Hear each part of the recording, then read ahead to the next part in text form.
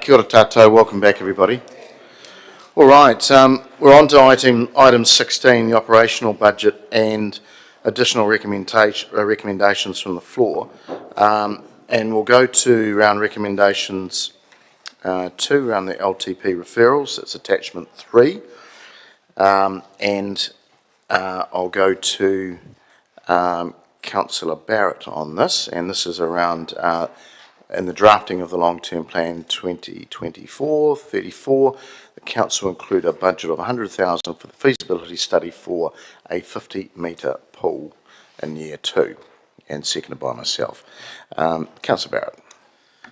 Thank you, Mr. Mayor. Colleagues, welcome back from lunch, and hopefully you'll recall not too long ago when we had the report back to the Chamber and some public comment about our aquatic facilities, and this really seeks to make sure that we do keep not only a line of sight on what's happening in our aquatic facility space, but demonstrate that we are listening to the community. We've had very long, loud, and clear signals from the community that they have interest in this space, and I think that in and of itself should give us some reason to resource a feasibility study, which would be the next step along the path towards getting a fit-for-purpose aquatic facilities developed for the community.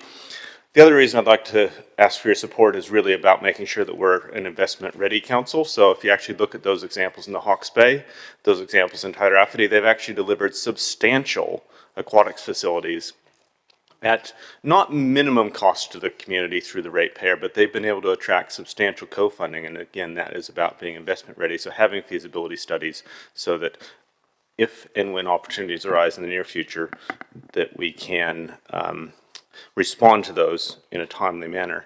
The year 2 is a reference to obviously the prior landscape around a particularly challenging year 1. I think it'd be fair to say year 1 is still quite challenging. And my view is it'd still be best to keep it in year 2. It ensures that we have good information back in 3 years' time, when no doubt council will be having yet another conversation about aquatic facilities. So I would ask for your support on this. Thank you.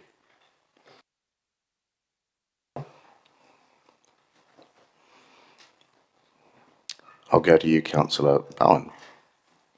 Sorry, I was reading. Thank you to Councillor Barrett for bringing this forward. Yes, it was well covered at the Culture and Sport Committee, and Councillor Barrett raised this referral to the LTP at that process. If we think back to last year's annual budget, possibly the annual budget before that, we had 10% of people who wanted higher rates, 10% who wanted lower, and a solid 80% who wanted a swimming pool. So in order to keep that dream alive, we need to progress this to the next stage of a feasibility study, and I'm happy to support that. Thank you. Councillor Harpiter. Thank you, and thank you to the mover for bringing this forward. Had many years of this wish being wanted by the community, so very happy to support this this feasibility study for a 50-metre pool for the community. Many people have wanted this, so I think that's really good to put this in and see what the community want through the long-term plan. Thank you. Yeah, I'll support it obviously as a seconder as well. I think it's timely to at least look. It doesn't guarantee it by any means, but it does give us I suppose, a line of evidence and sight to what may happen in that space. It's probably interesting to note too, as Councillor Barrett said, it is quite good to have something that is, I don't really like to use the word shovel ready, but is ready for investment, because there is opportunities at different times. We just don't know where they come from. So let's see whether, I'm sure the community will want this, but it's whether it's, in all honesty, is feasible. So, and it was, it came through the plan that was sent to us all from our consultants and the officers. So again, it's been well socialised. So very supportive. Do you want to write a reply? No. Councillor Naylor online. Support this. Really, my concern is over. Could you just, sorry, we're just going to get your sound up. Yeah. Over the years, the community asks for more capital program than it can actually afford. And I am concerned that once you progress things to a feasibility study, it does use a lot of operational resource and sets up an expectation that something will be included.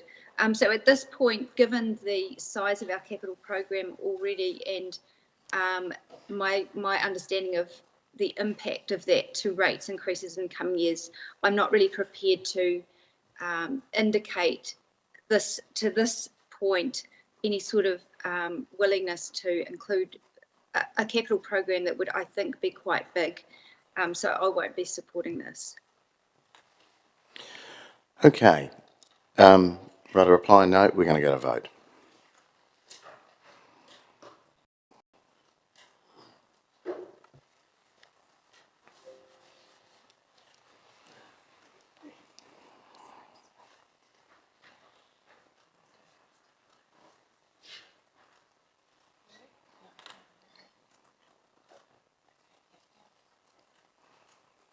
And that is passed 15 votes for and 1 against.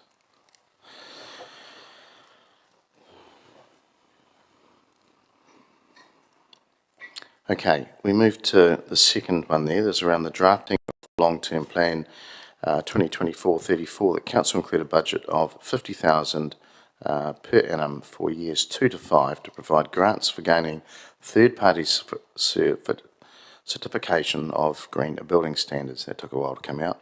And Councillor Barrett, I'll go to you. Thank you, Mr. Mayor. And it has taken a little while to come at least this far, and that this stems right back to a presentation. Had a couple cycles of support, a couple cycles of reports from staff around options in terms of how we could actually potentially incentivize more uptake of green building standards, around energy efficiency of buildings, cost efficiency of buildings in this community. And this is one of the more practical of those opportunities that sits in front of us. We do quite a bit of talking about sustainability and how we're going to get there. Had some acknowledgement in the debate earlier this morning around how there's potentially some challenges around bringing the community along the practical steps of the sustainability journey. So this is one practical thing that we can put on offer to the community. Officers have brought it to us in terms of an option that we could pick up, and I'd like to see us make it available to the community for a couple of years and see if it gets taken up or not. This is simply a test.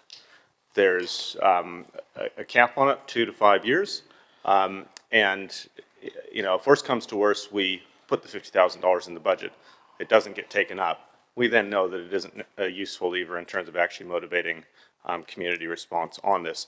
But I would very much like us to trial this as a way that we could be working, particularly with the development community, and it could be around residential builds or it could be around commercial builds, to incentivize and encourage more sustainable buildings being built in this city to the benefit of this and future generations. Thank you.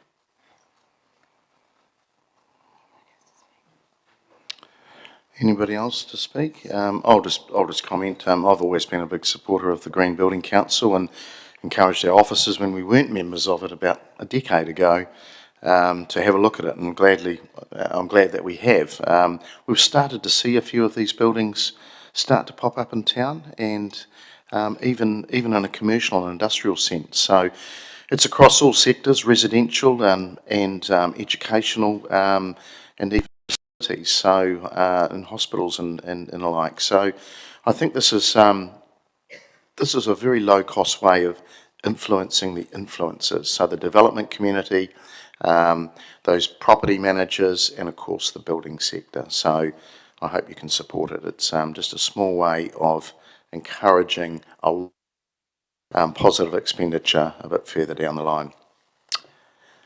No need to? Okay, we will vote.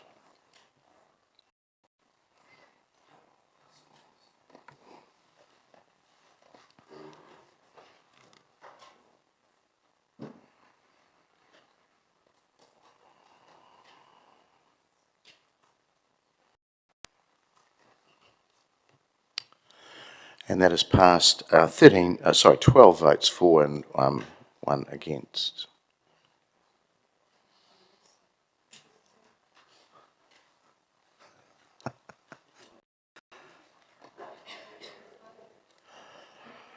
All right, we've got to remember to vote, people. Okay, our next one. And this is around the drafting of the LTP again, and a grant of $15,330 to the Palmerston North Surf Life Saving Club be budgeted for one further year, 24 to 25, to allow them, to apply for the SPG, the Strategic Priority Grant Funding Scheme, the next round without having a gap in their level of support. So, Councillor Johnson. Thanks, Mr Mayor. Councillors, you probably remember the Palmerston North Surf Life Saving Club coming to us to ask for a grant, and basically, although they operate from the beach, which we don't have clearly here, they do use Palmerston North volunteers, and it is the beach where people from Palmerston North go in the summer. It's not a huge sum of money, but it is very essential to them to allow them to operate. They use volunteers, so they're providing good value for the grant that is given them. And I'm not keen that we commit to funding them in a separate line forever. What I'm seeking to do through this is to make sure that we continue to fund them for one more year, and then they have the opportunity to put an application in to the Strategic Priority Grant Fund, the same as every other community organisation does for their funding, and they can be assessed in that funding pool along with everybody else. And I think that that's fair.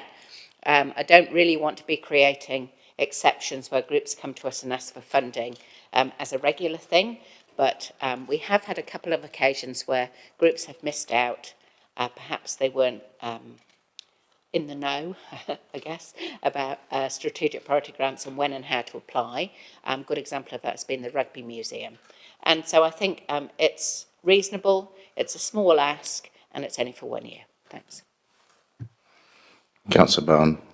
Thank you, Mr Mayor. Yes, I'm going to support this. In general, as we've gone through this process, I've talked about wanting community groups to come through the submissions process themselves, but my reason for not applying that logic here is because the Surf Life Saving Club have already done that. They came to us in last year's annual budget. We made a 1 year funding agreement, recognising that they hadn't understood the strategic priority grant system. And so this just follows on from that submission, to my way of thinking. And also they do train at the Lido. They're well connected with our local intermediate schools particularly. They might not, the beach might not be here, but they are our Surf Life Saving Club. So I'm happy to support them through to SPG, at which point they'll have to take their luck with everybody else.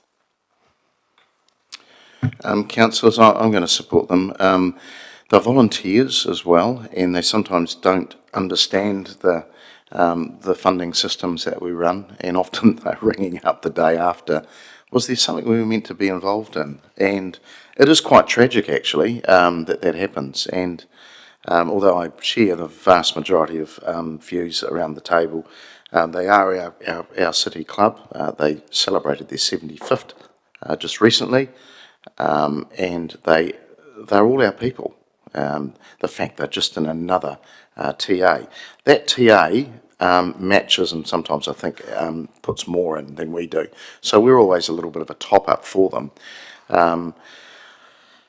They provide I mean, let's be honest, if they weren't there, we'd be dealing with some drownings. We really would. So it is a vital service that they play. So I hope you can support it. It gives them a little stopgap measure, and as Councillor Johnson said, until they go into the bigger hat. But the fact that they sometimes don't know when things are, I think sometimes around our communications as well. Do we need to write a reply? No. We'll vote, please.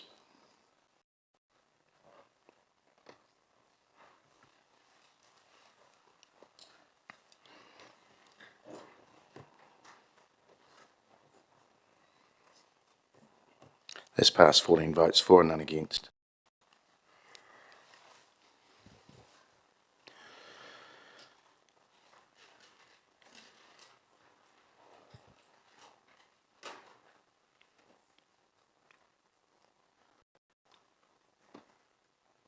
Now, this is around the drafting of LTP again, 2024 to 34. This is around option 2. Oh, sorry. Okay, I'm on the right one. Okay. Option 2, we probably should have said the homelessness pilot, highest priority systems change intervention to address housing insecurity plus flexible fund for urgent intervention and tenancy support to be included, additional 30,000 for 3 years. Over to you, Councillor Johnson. Thanks, Mr. Mayor. To be clear, the option that was passed by a majority when the paper on addressing homelessness came to the community committee, the option that was passed was the middle option, option 2, which was 200,000 a year for 100,000 for supporting homelessness interventions directly and 100,000 to fund the Housing First model. And then we also passed an additional 30,000 a year for 3 years as part of the pilot in terms of tenancy support. Now, what came through in our papers was the 200,000, which a year for 3 years, which is already budgeted for, as you'll see if you look under the community support budgets, but the extra 30,000 a year for 3 years for tenancy support wasn't included. And I checked with the officers and it seemed that that was on the basis of cost saving rather than any other good reason. I would like to see it in, and the reason is that having a small amount of funds available, which will be administered by another organisation to support tenancies, can be the difference between someone losing their home and someone being able to maintain their tenancy. And I thought, perhaps for people that haven't been in this kind of area or understand the situation, I would give you a practical example from someone I know. So a family with one child, and for in a rental in Palmerston North, and as happens sometimes, there was a problem with their working for family support from IID, and it was cut without notice for a month. And then IID recognised that they'd made a mistake and restored it. But in that month, they became behind on their tenancy, on their rental payments, and they were served with an eviction notice. So this is the kind of thing that happens if you don't have an emergency fund or a family to fall back on. If something happens unexpected, you get behind on your rental payments, you can lose your tenancy quite quickly. And so these kind of funds are used to see people through those kind of difficult circumstances so that they don't end up as another homeless family. So I think that this is a small amount of money for something that could have a massive impact. And so I'd really like your support on it. And after the 3 years, we will have a report back on whether or not it's been effective, what it's managed to achieve. So it's not in there forever and a day. It's part of the addressing homelessness and housing insecurity programme. So would like your support. Thank you.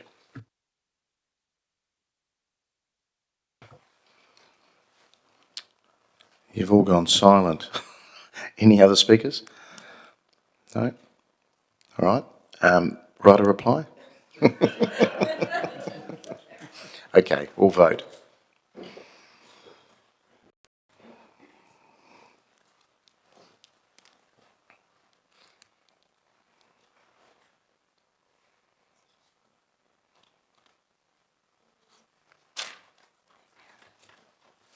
That's passed, 13 votes for and 1 against.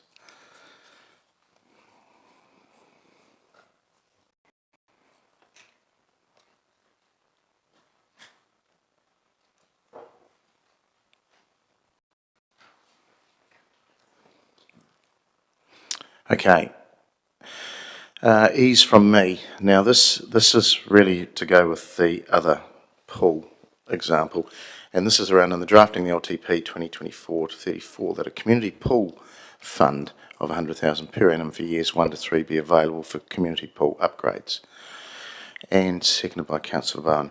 This, what this is, councillors, was a recommendation in the report that came back to us, and this essentially buys us or the city some time to understand what we're going to do in the aquatic space. I identified a number of quite reasonably sized community pools that could be upgraded. They've used this mechanism in other cities like Napier and Hamilton, where community pools that have either sat with a swimming club or a school or even another community organisation, and they apply to the fund, and it could be as little as 50,000. So you might be able to get 2 pools away in 1 year, but essentially it's probably going to be 1 pool a year. That would make a massive difference to us, to ensure that that community use is used. And examples of pools which were given to us is the Hokowhitu, which has got a really strong, the Hokowhitu community or school pool.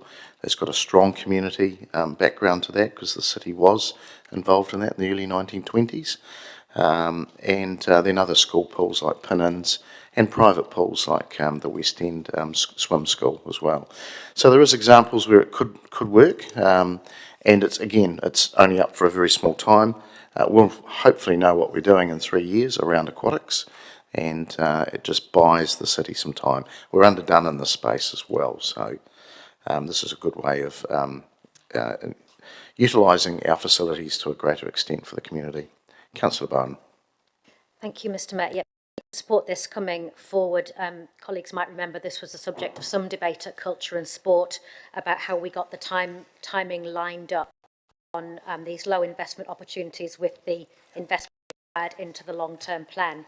I think ideally we would have had more information between those two parts, and that's not been possible, but this is as a result of the recommendation that we adopted on Monday from committee. So that has been referred to the LTP from Culture and Sport Committee.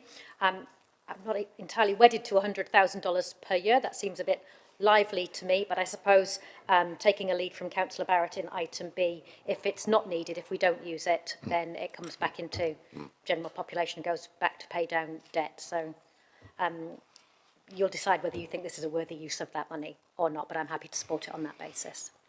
Councillor Johnson. Just a question, Mr Mayor, sorry, just so that I understand what this is. Does that mean that council would provide a grant for community pools to be upgraded and they would then be available for public to swim? So it's got that kind of obligation. If you get the grant, then you have to make it available for public swimming? Absolutely. Yeah. It would be part of the application process. It would be, excuse the pun, but written in stone. Yeah. Yeah. Okay, Yeah. cool. They Thank wouldn't get the money and then decide that they'd lock the community out. Okay. Thank you for that explanation. Councillor Spellin. Thank you, Mr Mayor. Just also, and the idea here is that this this might decant the use, excuse me, from our larger facilities in order to free up lane space at those larger facilities. Yeah. Rather than provide lane space in these pools. Yeah, all community use really. Yep, it's mainly lane space, but it's even recreational swimming as well. So, I mean, I know I've personally been involved years and years ago as a school trustee with Hokowhitu School, and that was a pool which has got latent potential, and we were actually involved in the building of it years ago. So that's an obvious one, but the school can't do it by itself. It's barely keeping it open. So this may be a catalyst for them to do something. Yeah, we'll try and we'll just see where it goes. Ask for your support. I don't need any right to reply. Thank you. We'll vote.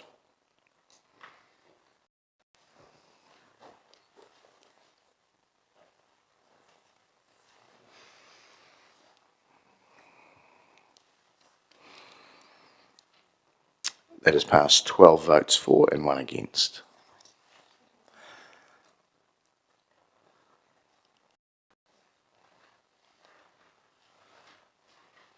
Somebody's not voting, but anyway, the numbers don't add up. Okay. we'll move now to the next one.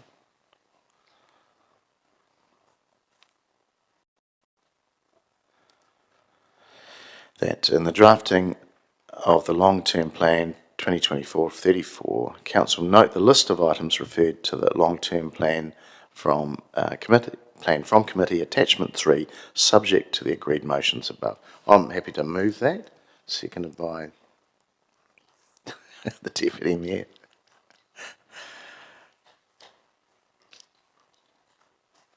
And we will. I've got no further comments other than we've been here for too long, so we'll keep moving. I'll ask you to vote, please.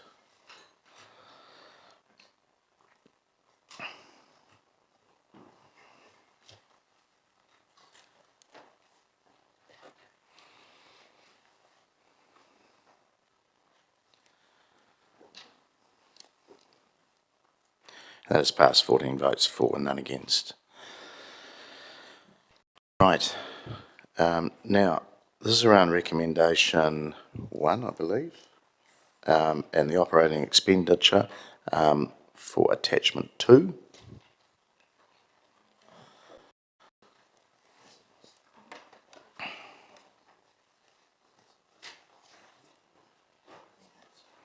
Okay, and the first one I have there is that program 1133 sports fields, and this is around the artificial football field, turf, and subject to 2/3 external funding is including in the drafting of the LTP plan 2024-34. Councillors, we've debated this well earlier. This is around ensuring that 2/3 of the external funding come from other areas, and it does not proceed without that. Councillor Barrett. Thank you, Mr. Mayor. Just a question for you or officers, just around, is that an understanding that the 2/3 is cash, or does that potentially include in-kind or land or other kind of things coming into the mix? And cash to pay for so it wouldn't be, I mean, the land's already provided, so it would be the physical cost of it. Great, thank you. Councillor Johnson? Sorry, Mr. Mayor, just a quick question. Is this not in already? No.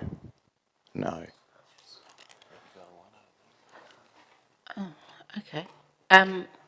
Was it in the capital expenditure? Well, I've been told it hasn't been put in, and an officer can, I'm just, on the advice I've been given, I got told that this wasn't, if I didn't put this up, it was not in. Unless finance can tell me differently. Scott? Yes, this program is in. We moved it following the capital meeting the other day. It's on page 220 of your agenda. That's what I thought. I'm still quite happy to keep the motion up because it says 2/3 external funding. So just to clarify, we put in our portion of 1/3. We are now relying on our partners to raise the other 2/3. That was a bit of a source of debate around the table. So I'm quite happy because that's exactly what I expected as well. So I'm quite happy to keep that in there.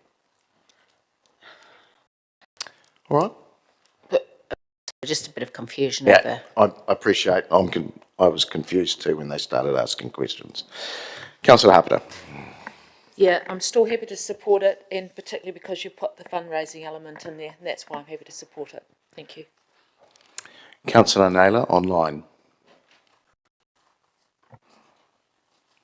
Thank you. Sorry, I just have a question. Page 222 shows an $867,000 operational expense for this. I think if that's the one that I'm looking at in year 2, the impact of if we only have to put 1/3 in, what would that be reduced? Because I think when this came to committee, the percentage that we were relying on council funding was a lot higher than, it was a lot higher than 1/3. So I just wondering if someone could say how much this would be reduced to. I'll get the officers to comment. My understanding is that 867 is our third already.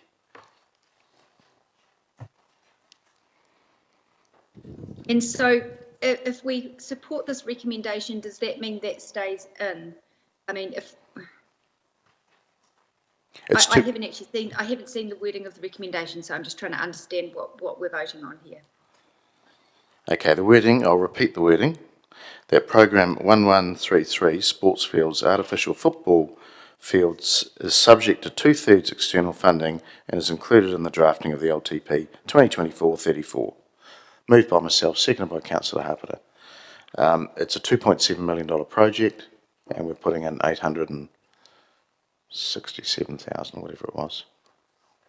Okay, thank you. Okay. I'm happy to just quickly comment. I can't really support this level of investment in year 2, given the rates increase. I won't be supporting this recommendation.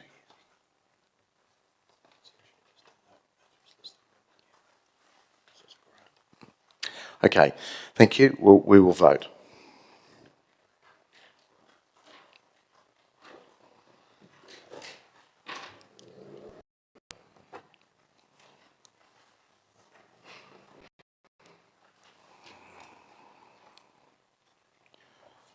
That is passed, 12 votes for, 2 against.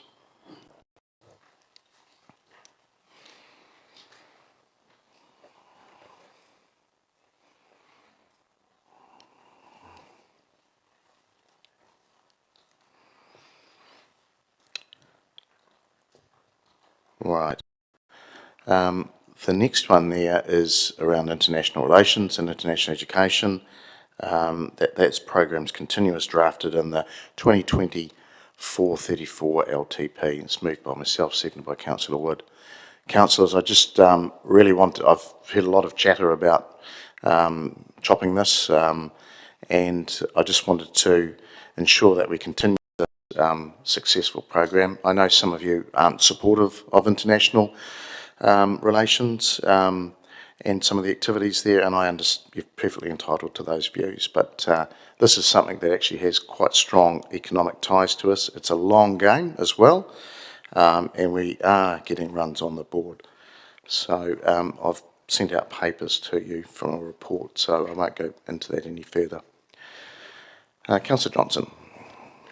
Thanks, Mr. Mayor. Just would like to propose an amendment that it go ahead as drafted, but with a 15% budget reduction in international relations. 15. Okay. Do you have a second? I'll look for a seconder. Councillor Bowen. All right. Do you want to speak to that? Yeah. Thanks. Thanks, first of all, for sending out the information that you did around international relations, and I understand that it's a project that's dear to your heart. And I do see some benefit in international relations, but what I am seeing is that the scope of international relations has increased hugely over the last few years, and the budget has increased accordingly. And I just feel that in terms of the return to the city, it's very hard to see. We have asked repeatedly for specific examples, and it's all rather nebulous in terms of, well, we went to this and we built up this relationship here. I don't doubt that there's some value in these international trips, but do we want to be spending up to $500,000 a year in international relations and education? I don't think so, especially not in times where we're having to look at all our levels of service. I'm not proposing a huge reduction, but I do think we should signal that this is an area that perhaps has been subject to a little bit of mission creep over the years. The scope has expanded, and I think we just need to pull it back a bit and be a bit more realistic about our abilities as a provincial city. I do feel that international relations is something that the government does rather than that cities should put lots of money into. And I have to say, I wasn't here for the debate the other day on the trip to China, but I don't support thousands of dollars being spent every single year on the mayor, other elected members and staff travelling overseas on international relations visits. Perhaps once every triennium, I might be prepared to accept, but I think regular overseas trips, particularly when there's lots of other people going as well, so we're not seeing the full cost of it because some of it's coming out of staff travel budgets. Just think it's hard to justify in the current economic environment. So I'm testing a 15% reduction, and we'll see how it goes. Thank you. Just before I go to the other councillor, could I just ask the officers a couple of questions from the statements? So has there been a budget cut already? Because there was talk in some of the memos about a budget cut already. There hasn't been a cut. What we did do in the original budget was put in the, I think it was about $30,000 to support international education, because as I said earlier this morning, that had previously been funded through ENZ funding. There's no guarantee, or certainly the signals we've had from ENZ is that we won't continue to get that funding. So we'd put up $30,000 to support the international education, but in the various iterations to get to today, that was removed. So the budget is, aside from inflation and other bits and pieces, is the same as what it was in the current LTP. And has the budget increased dramatically over the last few years? If the increase, the bottom line increase has largely been entirely been driven by the fact that the international education component of the service came back from CEDA. So that function was previously delivered by CEDA, and we reduced CEDA's funding, and as a result picked up that budget. So the overall budget has increased.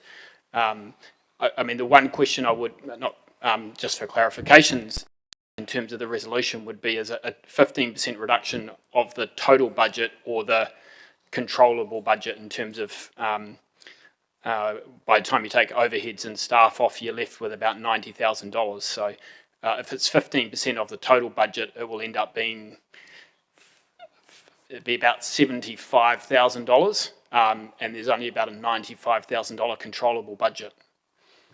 Okay, thank you. Councillor Bowen. Thank you, Mr Mayor. Well, I'm happy to test the 15% reduction. I think Councillor Johnston was specific in saying the international relations part of the budget, so not to touch any part of the international education programme, which I think the officer referenced earlier today as being basically one staff member with no budget associated with that. So to be clear, it's international relations that we're talking about here. And the budget for that, the controllable budget, is $90,000. I think my concern here is that the activity within international relations is driving staff activity that sits in different budgets that we don't have line of sight to. And this seems to me to be the only way that we can signal a direction of reining in not just the international relations activity in that very small team, but the flow through of activity that happens across budgets when an elected member, usually the mayor, travels with a delegation supported by staff whose travel budgets then sit in other places that we don't see. That's the intention here. So signalling a 15% reduction, I think, would enable us to move in that direction. Councillor Hancock. Yeah, thank you. Yeah, thank you, Mr Mayor. I understand the, I guess, the thinking behind the motion that we've got before us at the moment, or the amendment. But I guess the take I put on this is that, you know, we're a city of 90,000 people. We're not a small backwater anymore. And I think for that very reason, I think we need to at least have some profile with our sister cities, and to be able to attract business and also educational opportunities into the city. So at this point in time, I can't support this. I think we should actually leave the budget as it currently stands, put that out for public consultation and give it the public test. So those are my comments. Thank you. Councillor McLeod. Thank you, Mr Chair. I'm sure you won't be surprised as to why I'll probably stand up to this. I might not have travelled with the mayor or in his delegation, but I also have a heart in international relations, and some of you will know I've got a master's in international relations, so this is pretty close to me. And the reason why I support this, while I support the intentions of the movers and the seconders, I believe this was also, is also an important part for our city, as Councillor Hancock has, rightly pointed that Palmerston North is growing. Fellas, we need to think about, tapping into our strength and selling ourselves to the world. What we have in Palmerston North, Massey University. What we have in Palmerston North, our agribusiness. International relations actually is a good way of promoting our city to the world, ensuring that Palmerston North remains and remains a destination for students. It's all about cooperation. It's all about building connections across the world. I believe it's the city's role as well to build and foster relations with other cities. Everybody's doing it. 2 months ago, Wellington City Council developed sister city relations with Ramallah in Palestine. Every council in this land have got a sister city or a relationship with another city. Through this as well, there's endless opportunities for us to learn, endless opportunities for us for learning and innovation. This comes in the form of international knowledge and exchange. Technologies. We have Massey University here. This is a way of us also attracting international students to Palmerston North. We have IPU, UCO, all our tertiary institutions. And to mention also our primary institutions or college, high school institutions who have an intake of students that they take or that come from overseas. While I understand the motivation behind us, I will not be supporting this. I believe this is also about exploring and establishing connections in areas that can respond to the city's needs as well, be it our businesses and also our opportunity for growth. We want to be an exciting and innovative city. We cannot do it in a bubble. We have to look outwardly and think long term. And I understand the concerns of some of the concerns that have been raised, that probably we're not seeing the result of it yet, but this is the same thing that happens with economic development. Results don't just happen overnight. This is a relationship that we're building for long-term gain in the future. Let's think about it. We're strategically located, and we can leverage on our skills, on our talent, on our location, and the things that we have, and tap into our skills to attract more people in Palmerston North. And as long as I'm on this table, I'll always be in favor of supporting our international relations and any budget. I will not be supporting any budget cuts in this particular area, because I believe we should be looking long term, and I believe we should be looking beyond the mountain and have an eagle-eye view of all the opportunities that we could be attracting by building relationships with other cities and connecting with other cities. So I'll leave it at that. And I will encourage other councillors to not support us and to support the Mayor's recommendation. Thank you. Deputy Mayor.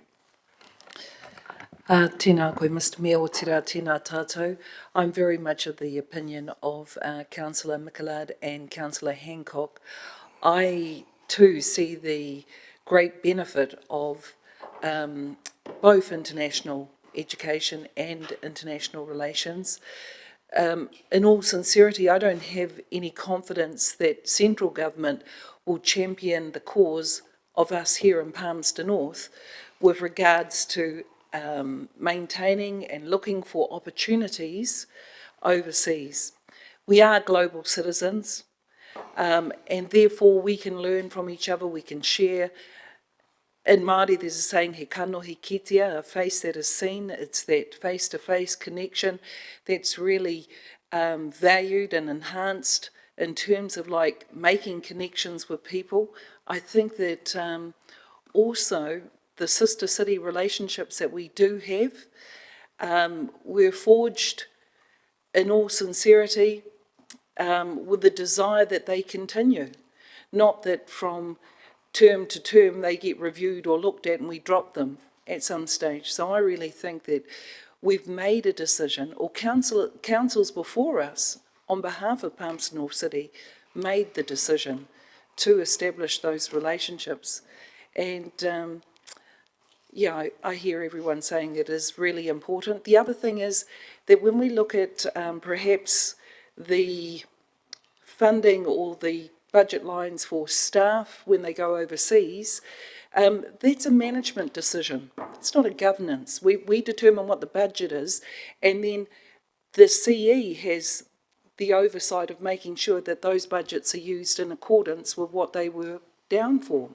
So I would like to say that I support the initial recommendation and see the benefit of both international relationships and international education for Palms North City. Kia ora. Councillor Naylor online. Thank you, Mr. Mayor. I will be supporting this proposed reduction. I think this is an area I've observed for quite a long time, looking to see the apparent benefit. I don't deny that there is some benefit to this investment, but the level of investment, I believe, is disproportionate to the benefit currently to our community. And certainly it has, increased quite significantly over the years that I've been on council. I recall prior to that, I think it was around 70,000, and what's proposed in our papers today is just over is 511,000 expenditure. I think, yes, yeah, particularly in the environment where we're having to put rates up as much as we are, I think we've got to look at where we can perhaps pull the reins in a little bit. I think, yes, in terms of the comments the Deputy Mayor has made, it absolutely is our responsibility to give strategic direction. And I think this does give some strategic direction that perhaps a slightly reduced level of service is what we'd be looking for. And I think that would definitely have a flow-on effect to what the CE would decide in terms of management decisions, because if there are less delegations or if they are a smaller size, that would also have flow-on savings in terms of some of the staff costs that are associated with some of those delegations. I think when the China discussion came, it was clear that there were budgets quite well outside the operational one that's outlined under international relations, because I think that trip alone was going to be somewhere between 40 and 50,000. So, yeah, I appreciate this being put forward by Councillor Johnson, and I'm very happy to support it. I'll just make a couple of comments, because I mean, I hear people don't like international education, but when we put figures up and they're not correct, I've really got to try and correct them. 70,000 has never been a budget of international relations. There hasn't been a huge extra budget. That's why I asked the officers the questions. We brought international education back in. So the actual international relations budget, when Tony Grace ran that for us, and she's all known to us, we're all quite supportive of it then, but now we're not supportive of it. It's bizarre. This has come up many times, so you either don't like it, and that's fine, that's your prerogative, but please don't play games saying it's not valuable. It's been increased in budget, it's been increased in scope. That's just not true. We're talking here of the controllable budget here is 88,000. So we're talking about a reduction of around, I don't know, I'm not that great at maths, maybe 12,000. So that's what we're talking about. But I think we're actually talking about whether we actually want to do international relations at all. I think that's the real issue that some of you have. So there's 40, I mean, yes, I have to lead this program. Am I passionate about it? Yes, I am, but I have to lead it. It's part of my job. But there's 40 other plus partners, and you would have seen a video go around just recently showing the depth and breadth of who we connect with. So I'll leave the education side out, and I'll just give you an understanding of who we're dealing with in international relations. Obviously our city, global city partners. The BID, the Chamber, MFAT is a ministry. The Ministry of Ethnic Communities is involved. Our multicultural community is involved, because we engage here, internally, in the city. The diplomatic corps, the science community, the research community, and then the bigger, wider business community. So look, this is about relationships as well, councillors. So I think this is probably about, in recent times, in the last 12, 15 months, probably about the fifth fifth crack at around this program, and clearly people don't like it, and I get that. But look, there's other much bigger programs which have very little oversight over them, much bigger budgets. They maybe have an annual review at best. As I said to you earlier, this has so many reviews over it. I'm sort of getting a bit sick of it, to be fair. So please vote this amendment down, and let's just get on and do the business. Do you have a seconder? That was, yeah. Hold on, I'll just give you Under 2.14.1. Can you stand up, please? Yeah. Under 2.14.1, under the standing orders, see that the motion under debate be now put, for the reason that we've had more than 3 for and 3 against, and I don't think anybody's changing their minds or getting convinced at this stage. Okay, it's seconded by you, Councillor Finlay. Okay. All right. We'll just get it up, and then we have to vote. There's no more discussion. So we're voting that we put the motion. We'll vote now when it comes up.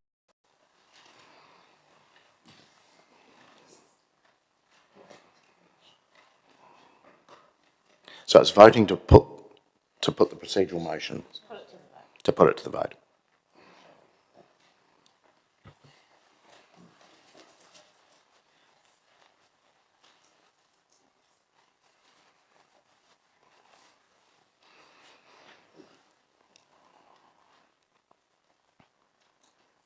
And that has passed 10 votes for and 4 against.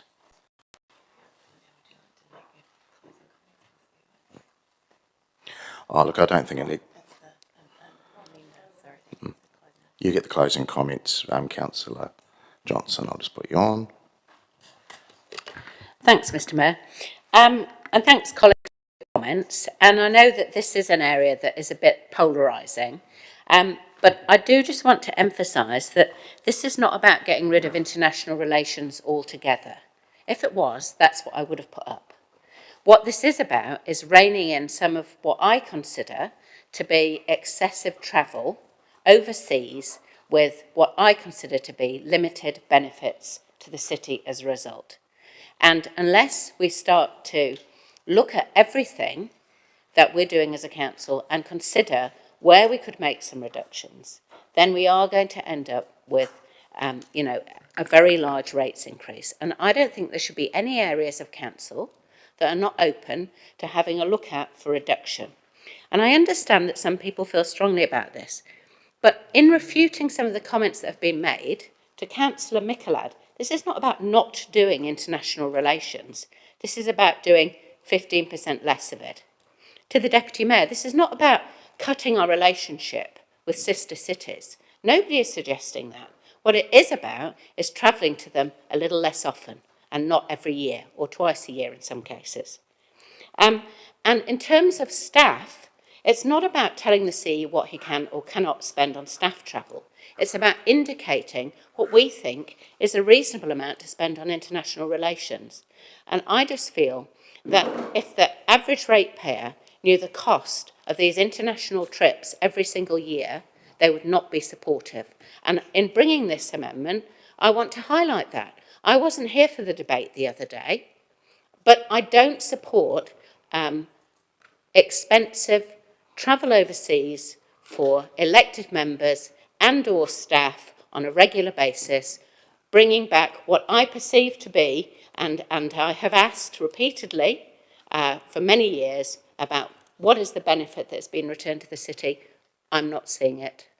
So, in the end, I mean, vote as you wish, but just because, this is a project that the Mayor particularly is passionate about, doesn't mean that it's a project that shouldn't ever have a small reduction. Thanks. All right, councillors, we'll vote.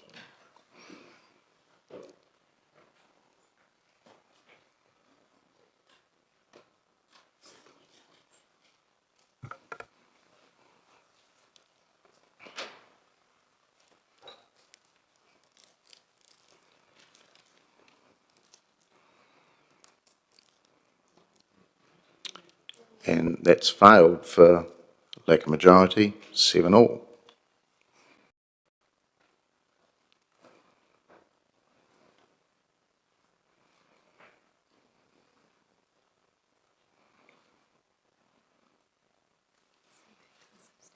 So we go back to the substantial now.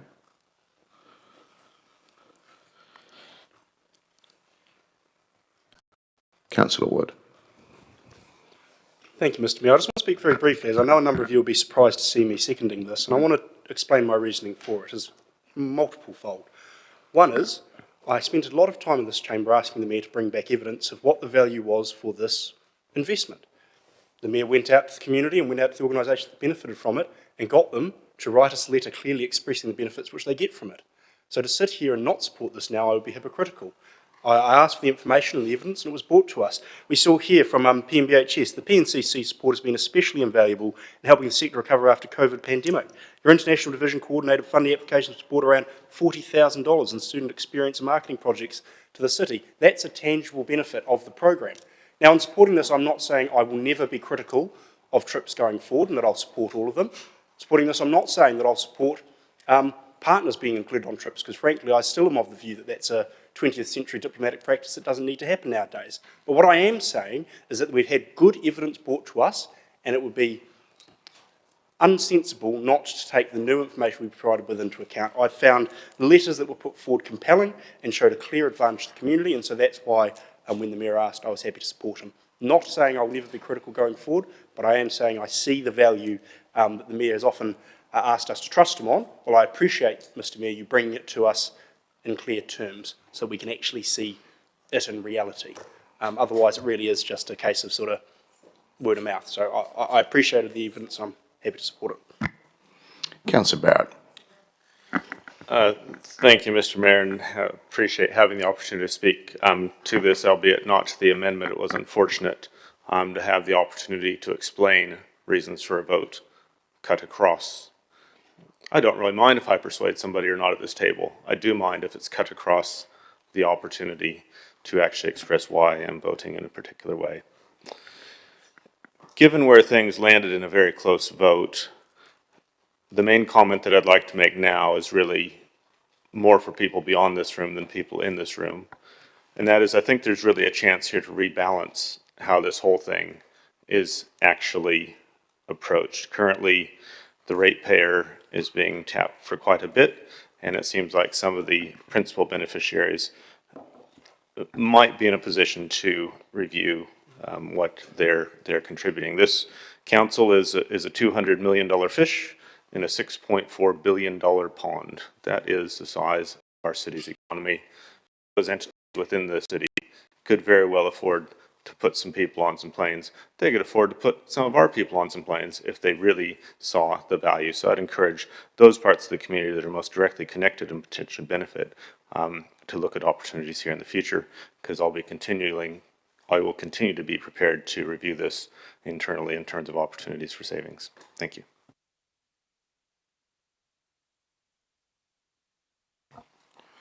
Okay, I might just do the right of reply if there's no other speakers.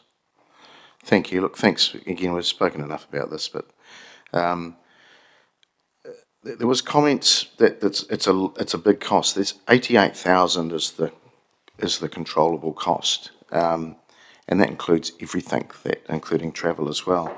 The recent trip to China, I understand, has cost $13,000 total for our delegation. So they've got in well and got good prices for that. So that's the travel cost for that. So I just want to put it out there because there's numbers being floated around, and there's big cost numbers. The controllable budget is 88,000. We have to come back to that. There's overheads costs which are allocated, and if the unit wasn't there, they get spread across the organisation in other ways. And including the remuneration of our staff members, the whole entire budget is 294,000. So that was clearly panned out to you. I don't believe that's a huge cost to pay to connect 40 partners to us. And if we include education, it's in excess at the moment, in excess of 54 million to us. So I get your not liking some of it, and yes, we probably don't need to travel every single year, and we definitely don't travel twice a year, and the council certainly doesn't travel twice a year. There may be individual staff members that have gone on some sponsored trip or an internship or something like that. That's a little bit different, where somebody else is paying the bill. So anyway, we've got it up there. I'd ask you to support it, please. And it continues, and it will continue to report back to you. Point of order, Mr. Mayor. Point of order. Can you hear me? Yes. You've challenged some of the financials, and I think what you've said is quite incorrect, and I'm just wondering if that could be corrected. In what Please. way? So the expenditure is outlined on page 228 of our agenda, and the overall costs are more than the travel costs that you're referring to. There are remuneration for staffing and there are overheads, but that total is 511,000 with a 34,000 revenue for year one. So I just was concerned that if you're sharing not the complete picture and trying to correct and say that other information is not correct, it needs to be clear that. I'll just ask Cameron. I'll just ask Cameron to speak to that, because the figures I've got are from finance. So. Well, it's in our papers, Mr. Mayor. If you go to the page that I suggest, then you can see it there. The report I sent out was figures from finance, which gave us a total budget, then an overhead cost, then a remuneration cost, and then controllable cost.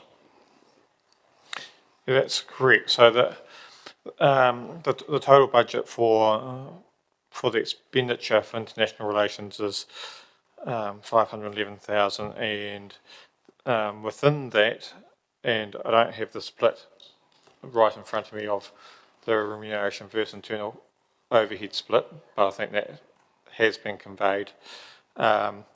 There is a sizable overhead component to this activity. I think it was somewhere in the vicinity of about 150,000. I'll have to double check. 163. Yeah, yep. So 163,000 of that is internal overheads, and then you've got the staffing component, and then the operating budget, I think, was somewhere around that 80 to 90,000 mark. And Mr. Mayor, I also had a question. I was in queue to ask a question, and I'd like it clarified before this goes to the vote. If this substantive fails through a lack of majority, what our options are to move forward?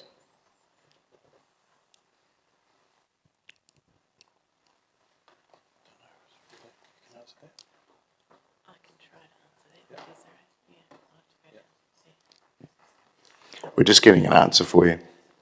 Thank you.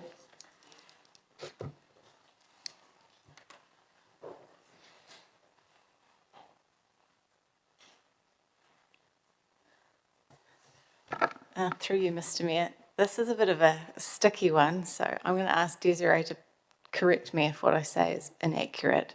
But my understanding is that the assumption of this entire debate was that everything was in unless it was out, and therefore we're working through a series of motions that ultimately will have a substantive at the end to mop everything up, assuming that everything else that hasn't been talked about is included.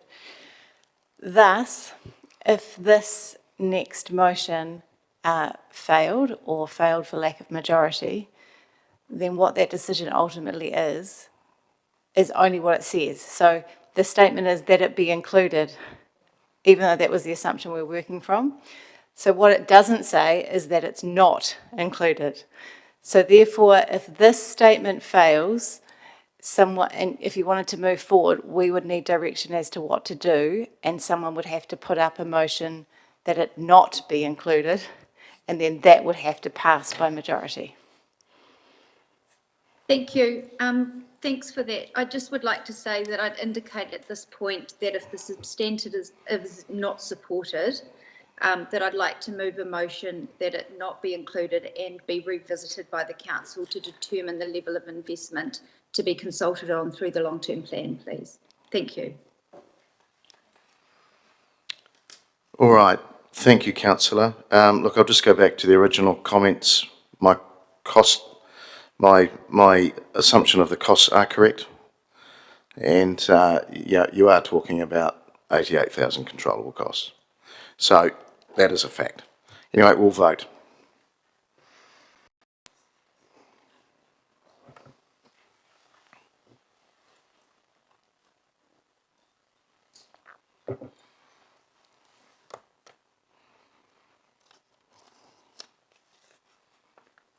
Has passed, 9 votes for, 5 against.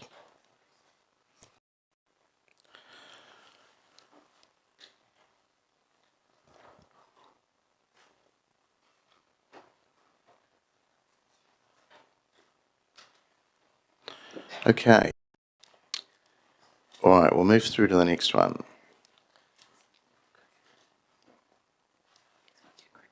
Yep. Okay.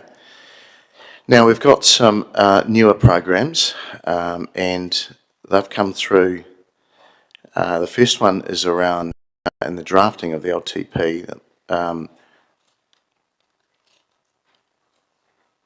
In the drafting of the LTP 2024-34, a new program be developed for years 1 to 3 of the 2024-34 long-term plan to support City Women's Cricket Hinds team to be based in the city of 20,000 per annum, subject to 50% external funding. It's moved by myself, seconded by Councillor Hapeta. Councillors, we've just spent in excess of about 490,000, I think, down at Fitzherbert Park on the women's changing rooms. We're starting to get some women's games back at Fitzherbert Park. It's a facility which is well utilised by this team, and this team is a multi-regional team. They've shown real interest in being based here. Their coach is here, the majority of the team from around here. They, through Manawatu Cricket as well, have expressed some desire to be here and come to see officers and myself, and I've included the chair and the deputy chair of Culture and Sport to see and hear what their asks were. They have also been talking to some other possible partners and external funders, and our contribution would be 10,000 over the first 3 years. That would enable us to see how it goes.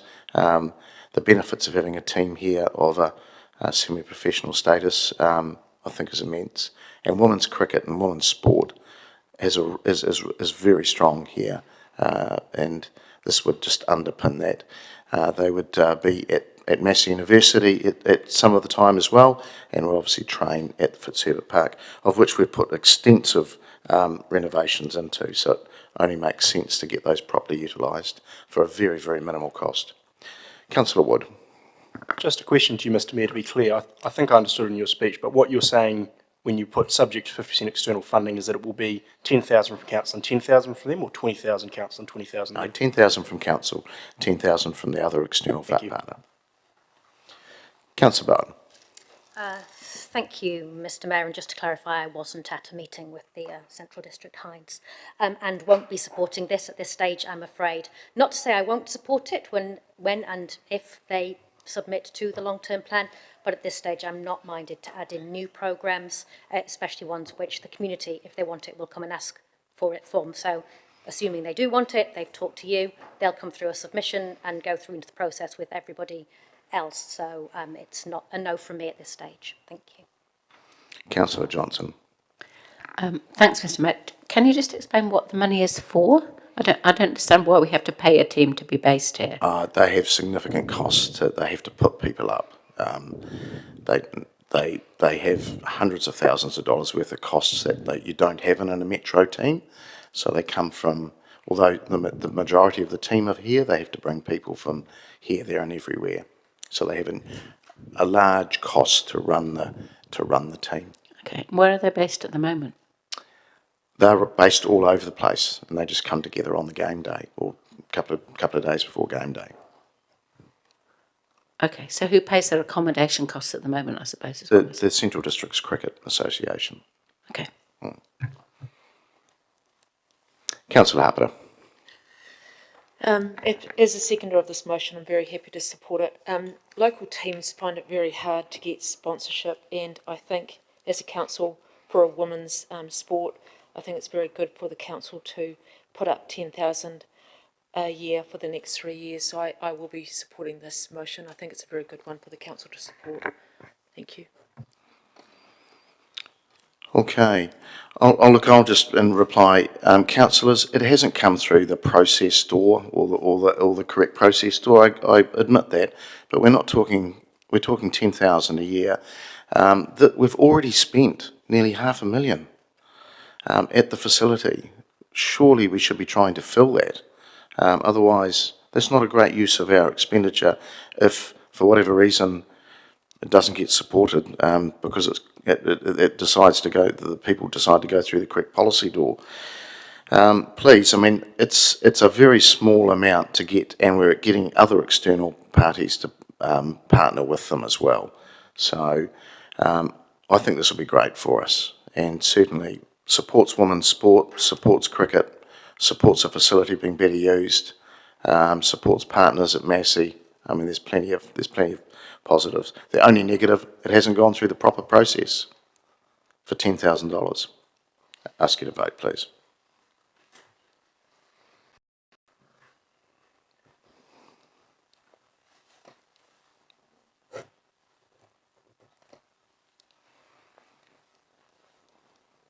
And that is passed. 9 votes for, 5 against.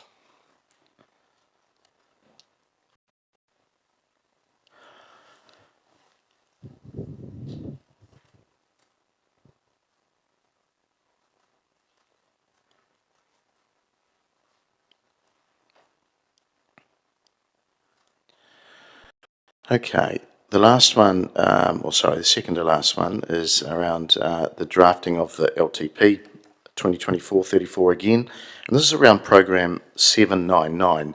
Now this has been signalled to us many times in the chamber. Our major schools sports events fund, which is administrated by Sport Manawatu, is underdone, and I've put a motion there to it be increased by 30,000 per annum. Now the reason for this is we are under extreme risk of losing not one, not two, possibly many of these sports events. This fund has been pulled together, and I'd have to say it probably needs to get into a better system where it isn't CPI'd. It has had gaps filled to it in the past. In fact, I had to get the officers to tell me where its origins came from, and even they were finding it difficult as well. So it's an existing fund. At the moment, I think it has around 100,000, 95, 100,000 in it. This is to increase it to allow the likes of basketball, the likes of volleyball, the likes of secondary school rugby, and many others that I think gave a return on investment of about $13.5 million this year. So, councillors, this is pretty minimal. It has been signalled to us in this chamber at least twice, possibly 3 times by Sport Manawatu, so I ask you to support it. Councillor Bowen. Thank you, Mr Mayor. Question, if I could. My read of the OPEX budgets has this 799 as 95,000, but also programme 2114, which is labelled increased funding for major school sports events at plus $40,000. Is that not the same thing? I think that's one of the cobbled together ones. So a total budget of $135,000. The officers, I mean, I'm not sure if one of the officers can. You are right, there is a few budgets.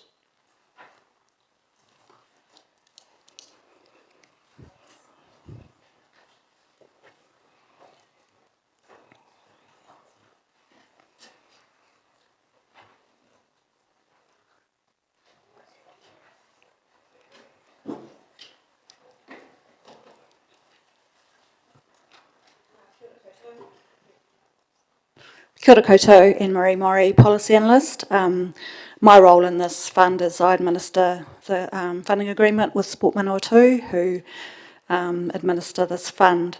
So yes, it is a bit complicated. There are two current LTP programs that make up the fund, in addition to some internally budgeted money. So the programs that are currently in the LTP are 2114, and that is the increased funding amount, and that was made through the last LTP. That was $40,000. The 799 program is obviously a very old, long-standing program, which is tagged to those major school events, the National Secondary School tournaments that we have been lucky to have, and that is $90,000. And the balance, which makes up in total 264,741, that sits in the Sports Event Partnership Fund. In addition to that, there is a further $29,415 that is separated out for community sort of benefit events. So yeah, there's quite a substantial pool of money sitting in the Sports Event Partnership Fund for events that are now shown in the budgets under the economic events category, which sits in the economic development plan, and also in the planned recreation plan for that community, the community sport recreation fund. Okay, thank you. Can I move to comment? Thank you for that, Anne-Marie. That was illuminating. I think what you just said was we're around about the $300,000 mark into sports events. And the Mayor is absolutely right. This has been cobbled together over time, and there's been incremental increases in various different pots of money to get us to this point. This has come up in committee on a number of occasions, most recently just a few months ago. And the reason this hasn't come through as a referred to LTP was because at that time, in the discussion at committee, we asked Sport Manawatu to go away and think about this. Because the feedback was, yes, there are lots of events that they would like to bring here, lots of events that we could bring here, but we're experiencing significant diary clash in the events that are landing here. Sometimes multiple sports events, but more often than not a clash between a significant sports event and a significant other event. And we asked them in committee to think about how we could seek to prioritise events, working with our events team to get better outcomes for the city in terms of the economic impact. So again, on that basis, and Mr Mayor, you will say that I'm a stickler for process, but I have to say I make no apology for that. We've asked Sport Manawatu to go away and do some thinking about it. I've certainly had conversations with SCE and with our events team that thinking is happening. I look forward to seeing their submission come back to the LTP, where they may well come back and say, yes, we do still think we need that money. But to agree to give that money, I'd want some surety that those wider conversations are happening so that we realise and continue to realise the excellent investment return we do get from sports events, but that we look to maximise that in the future in what is a very competitive market. So at this stage, I won't be supporting this proposal. It's at the wrong time in the process. Okay. Look, I'll write a reply if there's no other comments. I love the process. It's great. We did actually have a letter from Sport New Zealand. Oh, sorry, Councillor. I'll go to you. Sorry, I dived in just as you started speaking. Sorry about that. I'll just quickly speak. As I was Chair of Sport previous to Councillor Bowen. Sorry? Okay, sorry. Thanks for the correction.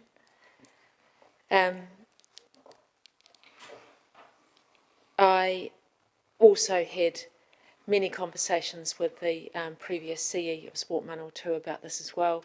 And I, hand on heart, do think that this is a recommendation that is worthy. for sporting events. Not talking about any other events, because this is about the sporting area and the economic benefit that they bring to the city. So that's why I will be supporting it. I do think that that's why it was brought to the table, because it's about the sporting events, not about the other events. And that's why I think that we should be considering it, because that's what it's about. Just to finish off, thank you, councillors, for your comments. Look, this fund simply isn't enough. I mean, we have to face reality. And what is shielded and masked a bit of stuff from us is CEDA had a tourism fund, and that is now, it's gone, and that was post-COVID. That plugged a lot of gaps for us. So we're in for a double whammy. So I don't want to sit here and hear that we've lost the volleyball, we've lost the basketball, we've lost a whole lot of other stuff.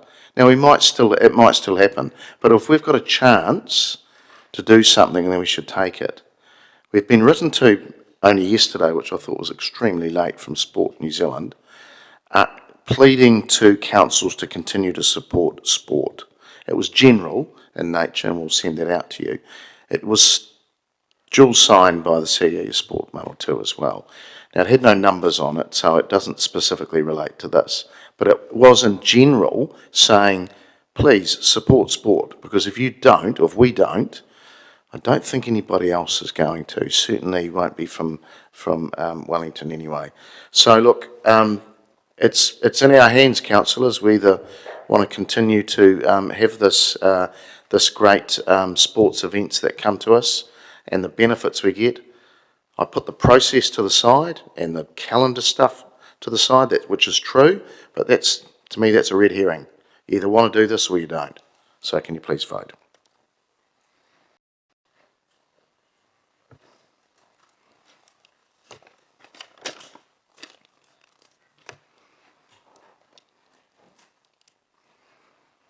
That is passed, 9 votes for and 5 against.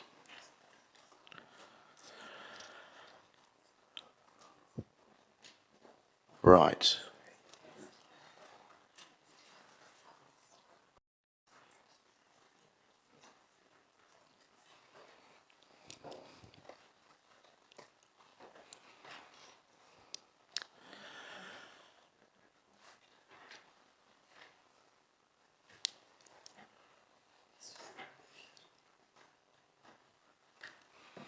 Okay, the final one here, there's a new recommendation because this is the wrong one.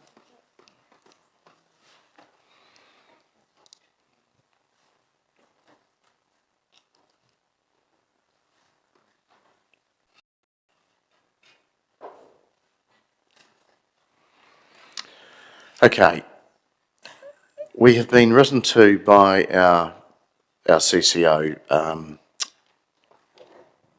our cultural CCO trust boards around their remuneration and meeting fees. It has been quite an involved process of the three of them, Te Manawa Museums Trust, Globe Theatre Trust and the Regent Theatre Trust, wanting to be all on the same page, i.e. same meeting fees, same remuneration. It is quite difficult because some manage a $4 million business and some manage a $400,000 business. But they were adamant that they wanted this discussed. So this is the right place to bring this. I'm still a little bit unsure we started to put some dollar values, but that's wrong because really we need the CE to perhaps look at what may be, because there may be a policy that we need to change around directors' remuneration, etc. So I think this is the best way to do it. This just is getting us, directing our CE to review the fees, what that may look like, and perhaps bringing something back to us in the near future. So that's basically what it is. Councillor Bowen. Thank you, Mr. Mayor. I've not seen the letter from the CEs, but my reason for supporting the review is that I want to know what they're thinking collectively. So this wouldn't be a matter that they would bring through individual submissions. They're asking for us to review this across the piece, which is a matter of council remuneration for directors policy. To be clear, in asking for your support for this, I don't actually support us putting them all on the same page, to use the Mayor's words. I think these are very different businesses. They're very different risks that they manage. And I feel like we've had that right in the past. But they've asked us to have a look at it, and I'm willing to take that step. All right. Being no further speakers, we'll vote.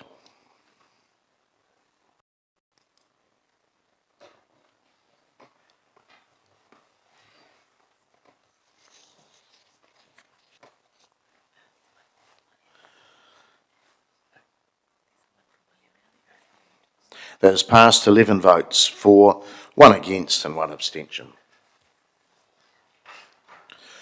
Okay, and we've got our final one before we do a substantive, and then we'll briefly talk about the consultation document.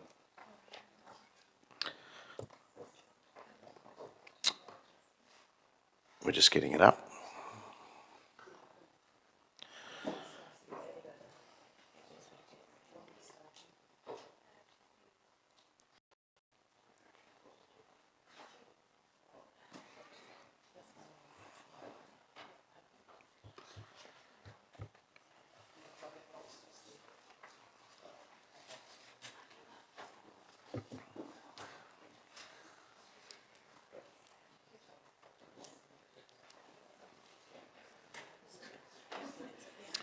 Okay, councillors, I'll probably get through this as quickly as possible. Now, this is around that the Chief Executive report back on options to adjust revenue and expenditures in years 1, 2 and 3 to achieve a cumulative rates increase of no less than 27% over the next 3 years, to be consulted on as part of the LTP 2024-34. That's come via Councillor Wood and seconded by Councillor Naylor. Councillor Wood.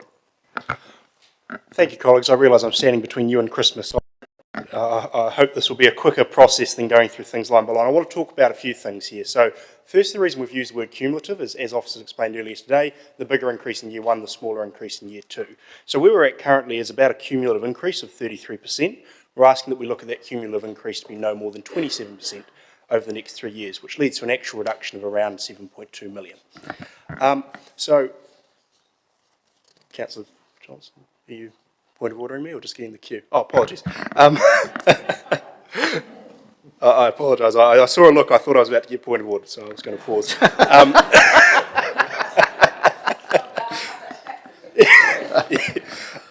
So I want to talk about the reason for coming to this. And I sent this to all councillors this morning. I apologise it was so late. I was up till 9:45 last night having conversations about how we do this with the change that came to us at 4 p.m. yesterday. So I wish I could have circulated earlier, but as we know, we're in a shifting sands environment here where information is changing. There is some futility in going through operating budgets line by line. I don't apologise for doing it where it's appropriate, but it is very difficult for us as a collective to go through items and say, right, well, let's decrease this one by 5%, this one by 50%, or this one by half, whatever it is, because every program in and of itself has some level of individual merit and some level of flow-on implications. As a result of decreasing one here, it may decrease others. And so Councillor and a few others discussed, well, rather than taking an approach where we go through the budgets and try and drag this out for another 3 hours and go through individual items, that instead we provide an alternative option for consultation in the community. So the idea behind this is that we give the community a choice. People come to us and say, well, council spends too much money and they should rein it in and da-da-da-da-da. Well, okay. Let's show the community what it would look like and then give people the choice to genuinely consult on what that option would be. Auckland, I believe, although don't quote me on this, has done a similar thing where they went out with a range of rate rises, showing the community what would a 6% get you or a 16 or a 26, whatever it may be. So the idea behind this is that in our consultation, we show the community, if you want us to increase rates by a smaller amount, these are the sacrifices you'll have to make.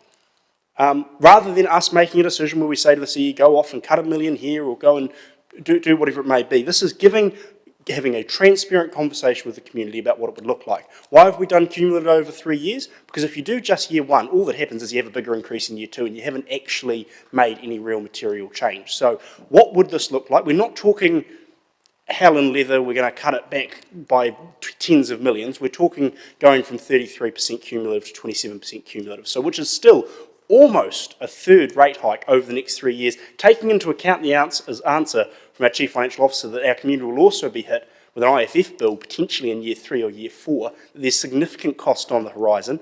What would 27% look like? We've also made it clear that we're talking about adjusting revenue and expenditure. So what would a higher fee environment look like, and would we be willing to accept that, and would the community be willing to accept that? What would a lower expenditure budget look like, and would we be willing to accept that? So this is not just saying that we cut costs, this is saying do we have an appetite for dog fees instead of going up $20 to go up $40?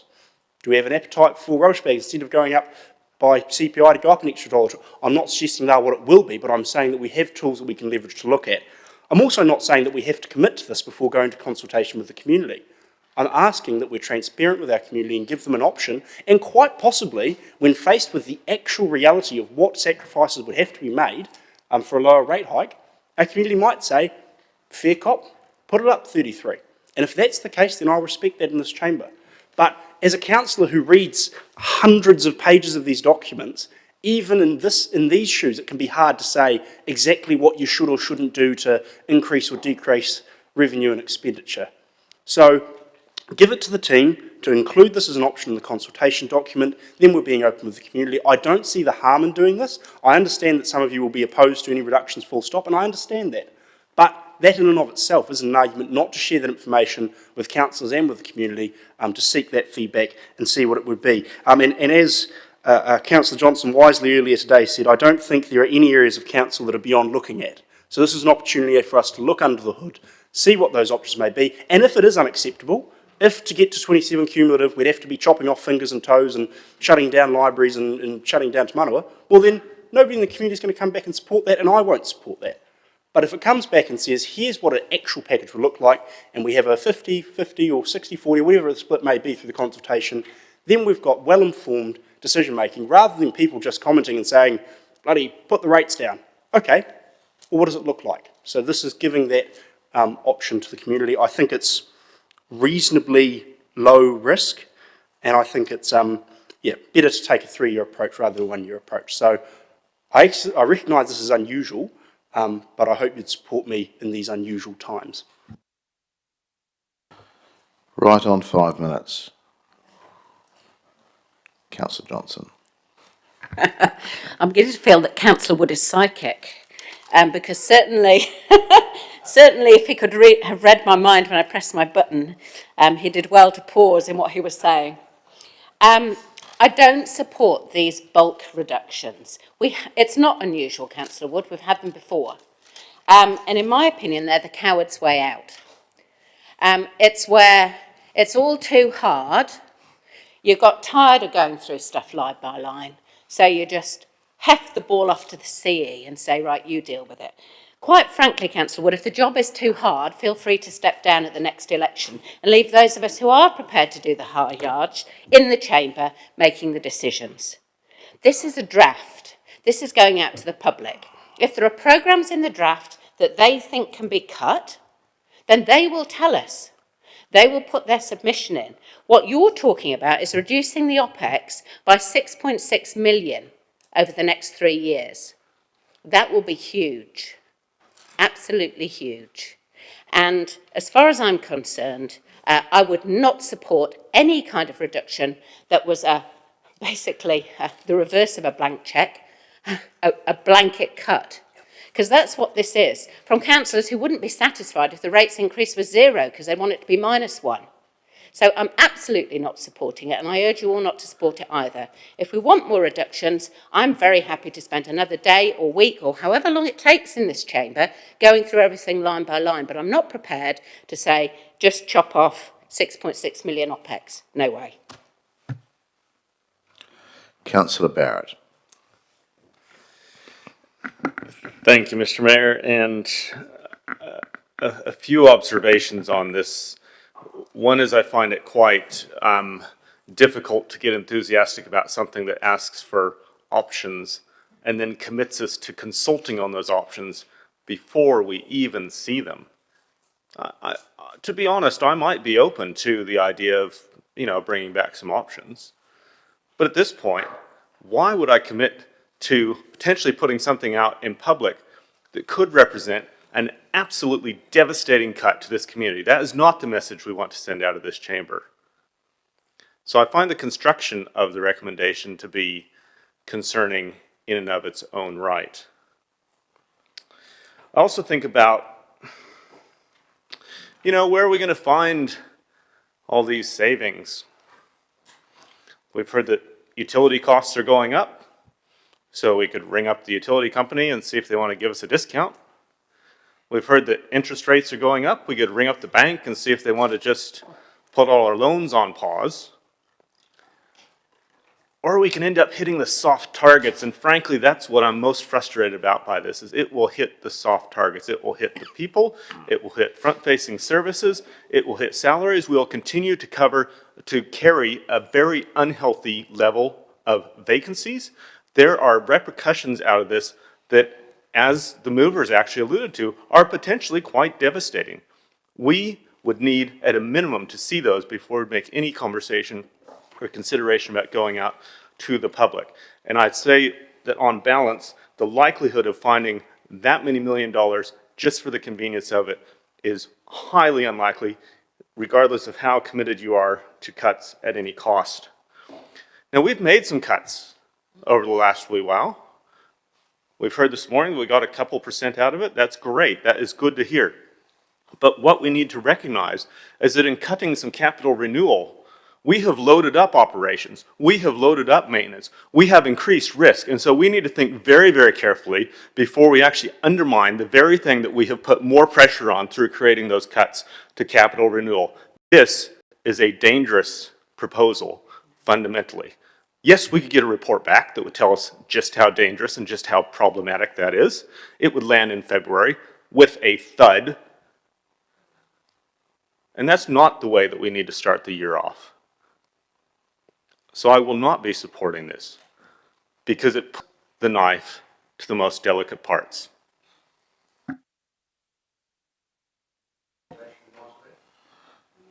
No, not at the moment. Councillor Naylor online.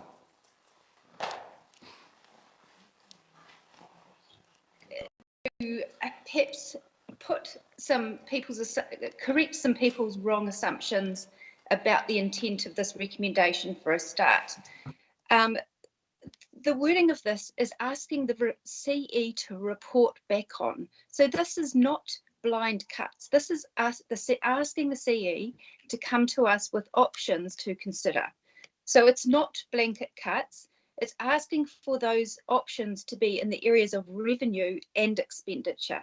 So that may be a combination of both. We're not determining how much additional revenue versus how much reduction in expenditure.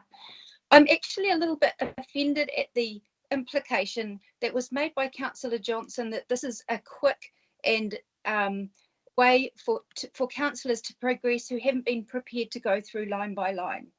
As a councillor who has gone through this line by line and identified many specific programs I would have been prepared to reduce, but then was faced with the shifting sand of things changing at 4 o'clock yesterday, Councillor Wood and I had to reconsider and look at how do we progress, and interest in looking at how we could contain some of the increases in a reasonable, practical and responsible way. And this is what we came up with. It is not at any stretch of the imagination because we wouldn't have been prepared to go through line by line. But if you look at the questions I sent through to officers on Saturday, asking for more detail about some of those programs that we looked at line by line, as you'll see if you see the answers, that many of those programs, overheads are still being revisited and reallocated. I want to acknowledge the huge amount of work that's already gone in by staff, and I want to acknowledge that that work is still ongoing and it's still in progress. In my view, many of the questions weren't being able to be answered adequately for me to make a really well-informed decision on specific items due to the changing nature of that information. And I hope that Councillor Johnson and others would recognise that that is the reason that we came up with this recommendation. I think it's very responsible. This is recognising that I do not believe our community can afford a 33% increase over the next 3 years. Whilst I was really pleased initially to see the reduction in year one, once I looked at the impact on year 2 and 3 and realised the cumulative effect of the overall 3-year impact to our ratepayers wasn't that much changed through the changes at yesterday at 4 o'clock, we had to rethink how we would look at this. As we know, those of us who have been through long-term plans before, it's really those first 3 years that are set. And I couldn't really sit back and support an 11% this year and an 8.4% and a 10.3% in year 3, knowing that our residents will also potentially get another bill on top of that, perhaps in year 3 or 4. I would ask councillors to consider the value of this request to our Chief Executive, who along with the staff are still working through the detail of this process. This is options that will come back.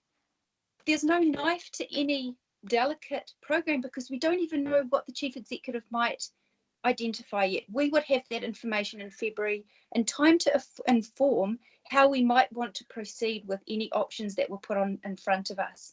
I think the suggestion that Councillor Wood has made that it could be a plan, an option A or an option B, looking at 2 options to the community is a definite potential for what we could decide in February. I don't necessarily feel we would have to lock that in now, but what we're asking is for the Chief Executive to go away and report back on options. Even the revenue assumptions, the officers are telling us that those decisions won't be made till February. We couldn't meaningfully engage with making changes to the revenue today because we didn't have enough information to do that. I would have liked to have done that if there was enough information.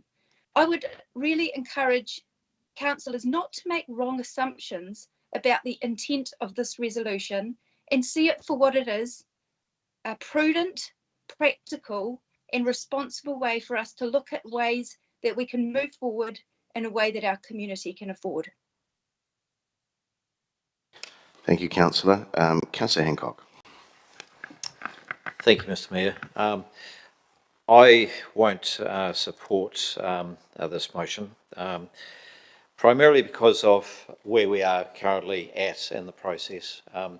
We currently have a 11.3% rate for rise in year 1, which is projected, and that is a whole lot better than where we were 24 hours ago. So we're actually starting from a different point. We also need to be reminded sort of where we are in the whole process. So all we're doing at this point in time is actually preparing a draft consultation document for the community. We all need a conscious line of sight across the programs that aren't just in the making, they've been in the making for a very long time, many of them. What the community cannot see will diminish the level of feedback that we will actually get through that consultation process. So we need to actually go out with the full program as much as we possibly can to properly inform the community about what we actually intend to do. Arbitrary emotions like this here are really, they're very difficult really to support, because when councillors and the community lose sight of what it is that we've got programmed, then I think we actually start to get ourselves in a lot of trouble. And I'm very happy that from what I've seen through this process so far, that council officers have been very diligent in trying to bring us something that is palatable. So thank you, Mr Mayor. Councillor Harper. Thanks, Mr Mayor. Understand and completely support the intent of what you were doing, Councillor Wood, but can't support the motion. I think at the end of the day, the Chief Executive basically to look at the levels of service, which levels of service would he reduce, to look at the staffing, which staffing would he reduce, and to look at the programs, which programs would he reduce, A, B or C. And we don't want to give, I mean, Councillor Naylor says we should be giving him direction. Which one of those do we want to give him direction to reduce? And I agree with Councillor Johnson, and she probably says we hardly ever agree, but I agree with Councillor Johnson. We should be going through, if we want to do it that way, we should be going through it line by line and reducing programs, because we are the governance team that should be reducing programs and doing it line by line and not doing it this arbitrary way of doing this. It's too hard for this team that have worked really hard to do what they've done today to go and do this and do it with this motion. So I won't be supporting it. Councillor Wood, right to reply. Just before I do, Mr Mayor, would it now be appropriate to just clarify that language at the end, for consideration to be consulted as a part of the long-term plan? Yes, if your seconder agrees to it, you can. I'm sure she will, couldn't she? She's nodding. She would. All right, I want to talk about a few things here, because there's some very emotive and, I would argue, unfair language used. Firstly, I agree with Councillor Barrett. I wouldn't want to commit us to consulting on something without seeing it, which wasn't the intention of this, so I appreciate the feedback on adjusting the wording to be clear that this would be considered by us, and if we felt it was appropriate, could include it in consultation. We are going to forcefully extract $39.6 million over the next 3 years, above and beyond what we already are, out of the community, with a knife to whatever part you want to talk about it, with no choice. So I think it is fully appropriate that we consider a smaller increase. We will still, if this went ahead, have an 84% of the increases, aka $33 million extra over the next 3 years, will be extracted from our community. So this is not reducing OPEX, this is making a small reduction to the massive increases in OPEX. Just to be clear on what we're talking about here. The comment was made that we wouldn't be happy if it was zero. I would certainly be very happy if it was zero, so I don't know where that's coming from. But I accept the reason that this comes in this position is we're trying to find a compromise here. And so at 15% rate hike, 11% would be a compromise. At 11%, perhaps 9 or 10 would be a compromise. What we're trying to do is build some compromise in this chamber. So yes, of course, the goalpost shifted. That's why the mechanism used shifted. We need to go out with a full program of works. Absolutely, Councillor Hancock, and that's what this is trying to preserve, because if we go through the budget at this stage, line by line, councillors will rightly say, I don't want to pull anything out because I want to see what the community will say.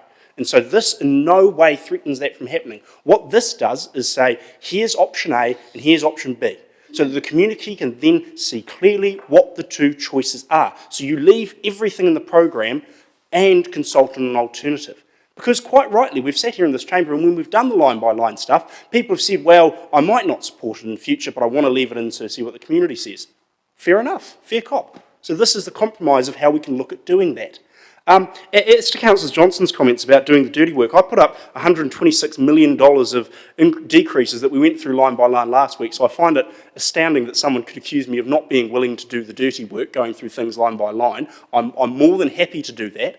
But when it comes to operating expenditure, the argument is fairly put that when we're going out to draft consultation, it is not fair or the right time to take things out.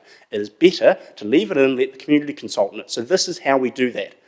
I don't see this as being as dramatic or horrific as some councillors would, and perhaps that's different philosophy, but when it comes to where the reductions in expenditure come from, Councillor Harper, well, the CE, this report says, well, originally the rate increase was 26, and then we worked to get it down to 11.4. So officers are already doing that prioritisation process. They're already looking at all levels of the expenditure that we have and the levels of revenue that we generate. So this is saying, okay, well, if you took it from 26, 11.4, whatever level that was, what would it look like to take it to 10 or to 9?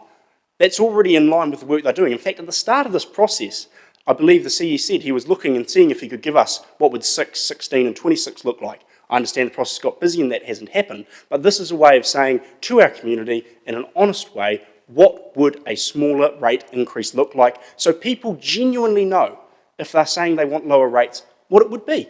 Because people do in the community say, I don't want the council rates to be as high, but they don't actually know what they're asking for because they don't know what programs that would be reduced in that manner. So let's show them. Let's make it really clear, and then people can, with open eyes, give us genuine feedback. I understand your fear, but I hope some of you will change your mind. This is not committing us to cutting off horrific things. This is just bringing back information that then, if we choose to, we can share to the community as an option in the long-term plan. So I hope you'll support it. Thank you, Councillor. Okay, we've got the recommendation up and we will vote.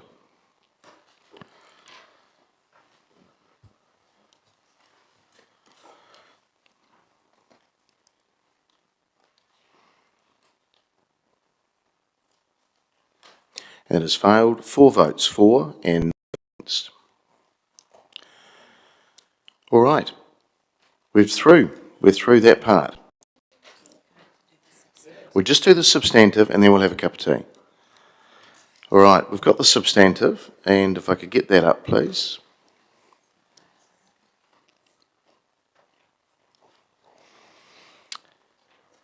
And that is the drafting of the long-term plan 2024-34. Council include the operating budget attachment 2, subject to the agreed motions above, noting the activity summary sheets attachment 1. I'm happy to move that, seconded by the Deputy Mayor. No further need for comment? No, we won't make any comment. Well done, you've read the room very well. We will vote.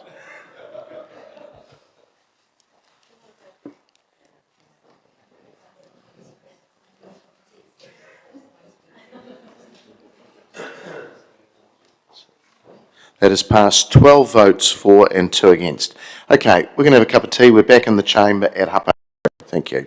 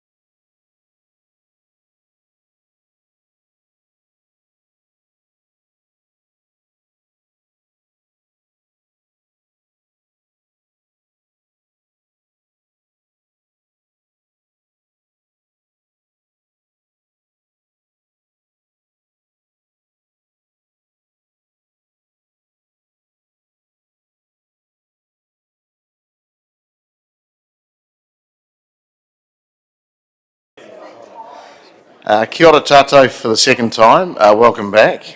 And we're now on to recommendation 3, which is around the consultation document.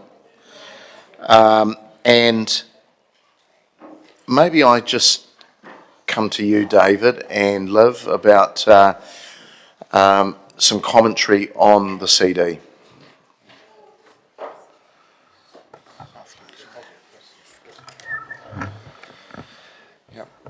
Thank you, Mr. Mayor. Andrew Boyle, Head of Community Planning. So yeah, we just need to get your agreement with the issues that you think should be in the consultation document. I think it's laid out in our report. I would just point out that if you look at paragraph 6.5, if you just indent bullet points 4 to 7, they're all part of those community facilities.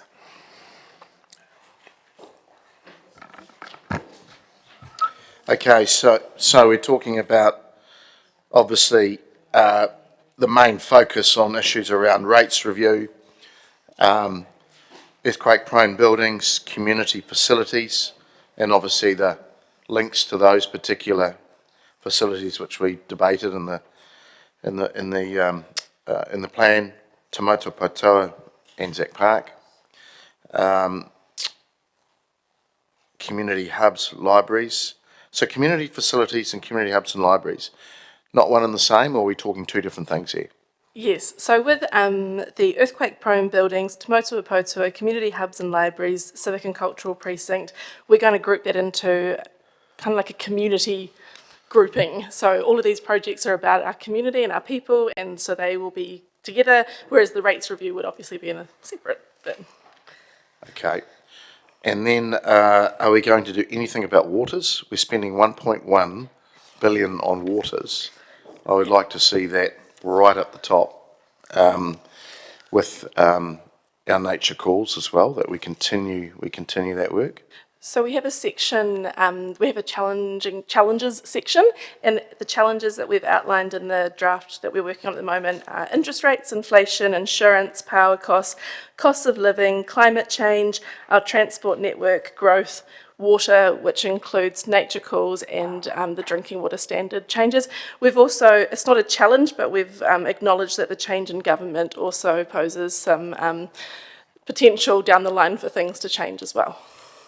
So they're the ones that potentially have less options available for people to pick between an option, but all of those things people can comment on generally as part of the consultation, whereas those other ones, there's more clearer options for people to pick between.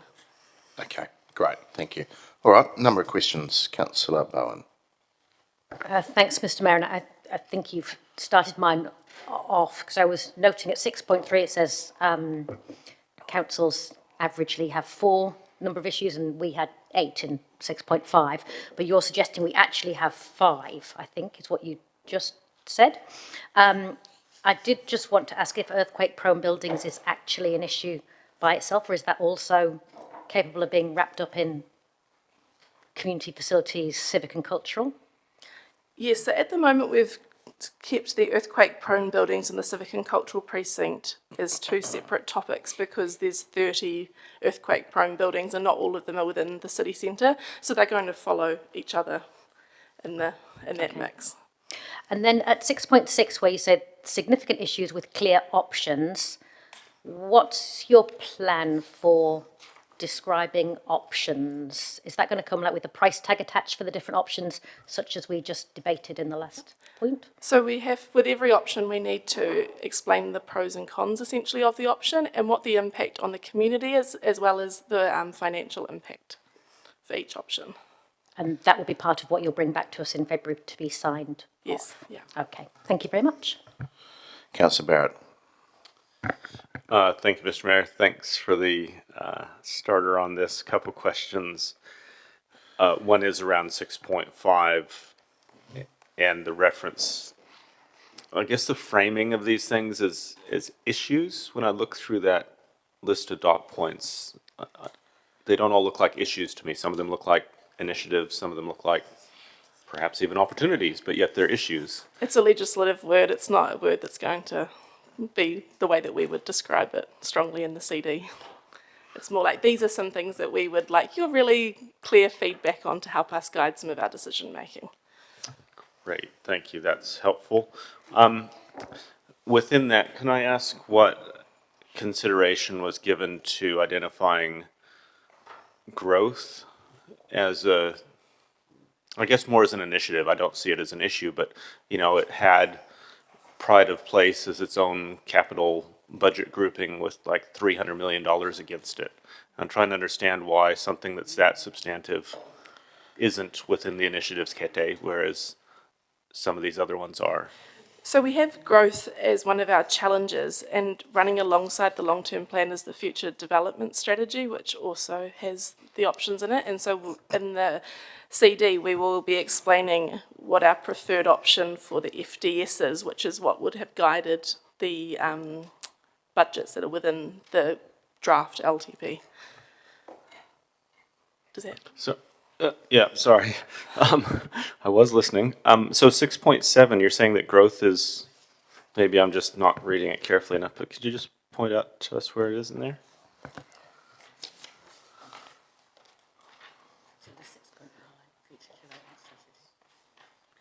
Do you want to? I think the growth would be part of the consultation document. In this paper, we've covered it more under paragraph 6.9, as included in the future development strategy. And I do agree that these, especially the challenges and the other issues, are not that clear cut. At this point, we really just want to make sure that we're not missing anything from the things that you want us to talk about. And I think it will come a little bit clearer on to us as well as to you how it all fits together over the next month. Thank you for those answers.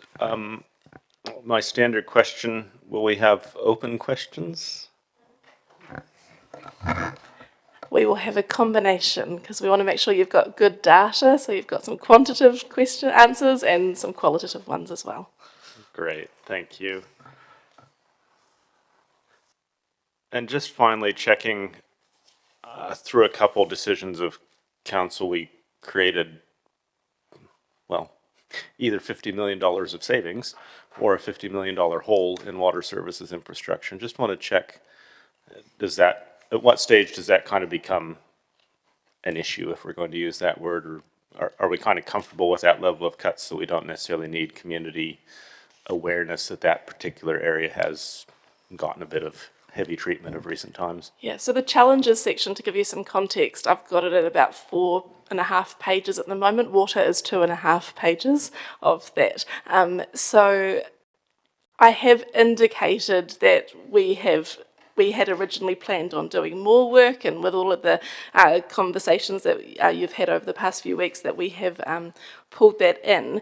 But there was a conversation I still needed to have with Chris and Mike and Wade and other managers, because at this point I've kind of been writing based on my observations of meetings and just need to fact check and sense check that level of, yeah. But again, I would say that with all topics, people have general feedback that they can comment on anything at any point. And I suspect water and transport will be two big ones we'd get feedback on. Great, thank you. Much appreciated, Mr. Mayor. Councillor Johnson. Thanks, Mr. Mayor. Thanks, Liv. I'm wondering if we could have a highlight on housing, because when I think about some of the new initiatives that we've got going on, that we're sort of covering almost the whole of the housing continuum, in that we've, you know, approved money for addressing homelessness and housing insecurity. We've got the continuing social housing portfolio. We've got the new social housing that we're planning to build in Summerhays. We've got our own development. We've got, I know some of this will be covered in the FDS, but I actually think when you look back at 6.4 and it says significant issues are those that have a high and ongoing impact or interest from many people across the community, I think housing is a prime one, and certainly one that we as a governance group identified as one of our top priorities when we sat about well, we didn't sit about, but we set about thinking about the long-term plan out at Makura Lodge. So I would really like to see a housing focus in the CD. Awesome. It's not really a question, I'm sorry. No, it's a good point, because the other topic is transport, where we've not proposed any option-based options to do with transport, so that would have a page similar to what you've said, outlining some of that extensive work that will be happening in that space as well, so it could be similar. Yeah, I mean, and I'm sorry for food waste advocates, but is food waste really a significant issue? And this was the one that we probably wanted your guidance on the most, because the waste management and minimisation plan will be out for consultation at the same time. It's not significant, I would say, but it is one that we get a lot of community feedback on, and it is, I guess, quite different to money or buildings. It's a different topic that people might want to weigh into. They will have an opportunity regardless as whether it's an option or not to comment on that. Okay. It reminds me of the annual report where something very, very small from community was highlighted and something major was just like not mentioned. The message I think it might send is that, you know, this is one of the most important things we're doing. Cool. I don't know. Councillor Harpiter. Thanks. I agree entirely about the food waste, and it's not that I'm against it, it's more that it's not a big thing for me. For mine, it's about growth, and I do want to see a bigger topic, pretty similar to Councillor Johnson, exactly the same thing that it is highlighted, exactly the same way that transport and housing is highlighted. Second thing, civic and cultural precinct. I thought we were going to rename that. Did we come up with a new name for that? Yeah, I've got a plan. Oh, you got a plan, good. Yeah. Well, we have been for the last couple of years been talking about our city centre transformation, and then had the different projects underneath it. So we'll probably look at using that and explaining that work. And is Streets for People underneath that? Yep, city centre transformation, street upgrades. As long as it's in there somewhere, that's great. And I think that, the only other thing I wanted to reiterate was water, and having another separate page for water, because it's so important. So I agree with what the Mayor said about water. Got to be highlighted somewhere. Thank you. Yeah, just so I'll finish off with a couple of comments as well. Totally agree. I think housing, we're doing quite a lot in different parts of the sector there. Transport in its totality. So, you know, we're a partner with buses, we're a partner with trains. We've got the obviously the roading network. Yes, the network condition is a challenge, but it's not all bad. I think we should be saying what we're doing and the investment we're putting in there. Growth, yes, we're putting a lot of money in towards the planning of that. We should be putting that front and centre. I'm thinking adding the FDS into that rather than the other way around. Nobody's going to know what the future development strategy is other than us, in real honesty. So I think that should be the other way round, where growth, which links in the wider regional stuff as well, is there. And also waters, with nature calls being the major subset of that, but actually stormwater and freshwater needs to be spoken about as well, because we're spending a lot in all of those places. Yeah, and the composition or the design of it will have infographics as well. Yeah, it's going to be very vibrant and infographics, words, the works. Yeah. Infographics with the works, is it? It's going to have the whole spectrum. It's still a work in progress at the moment. We promise it'll be, yeah. Do I get chips with that as well? I'm sure we could wrestle some up. No, that's good. Councillor Naylor online. Thoughts on this? I think if we're going to propose consult on the level of rates increase that we're talking about, we do need to make it really clear what the main drivers for those proposed rate increase and rates increase is. And I see this primarily as the size of our capital programs as well as the increased level of service in terms of operational. So I think we need to be really clear on that. So whilst there's under 6.5, those bullet points, I think the second, 1, 2, 3, 4, 5, 6 of them are all capital programs that were in our attachment 4 or 9. I think personally there should be some other big ones included in a list of overall capital programs, that anything that are over 10 million really, things like Councillor Johnson's already mentioned housing, central city streetscape and cycle pathways as well. That's not in there, just to give people context of some of the drivers for the increase.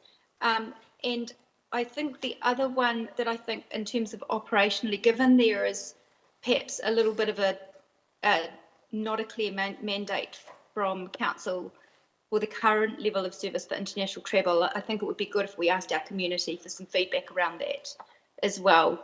Even though it is an existing level of service, I think that would make sense to utilise that process, this process for that as well. But as well as including some of the other increased level of services operationally. Thank you.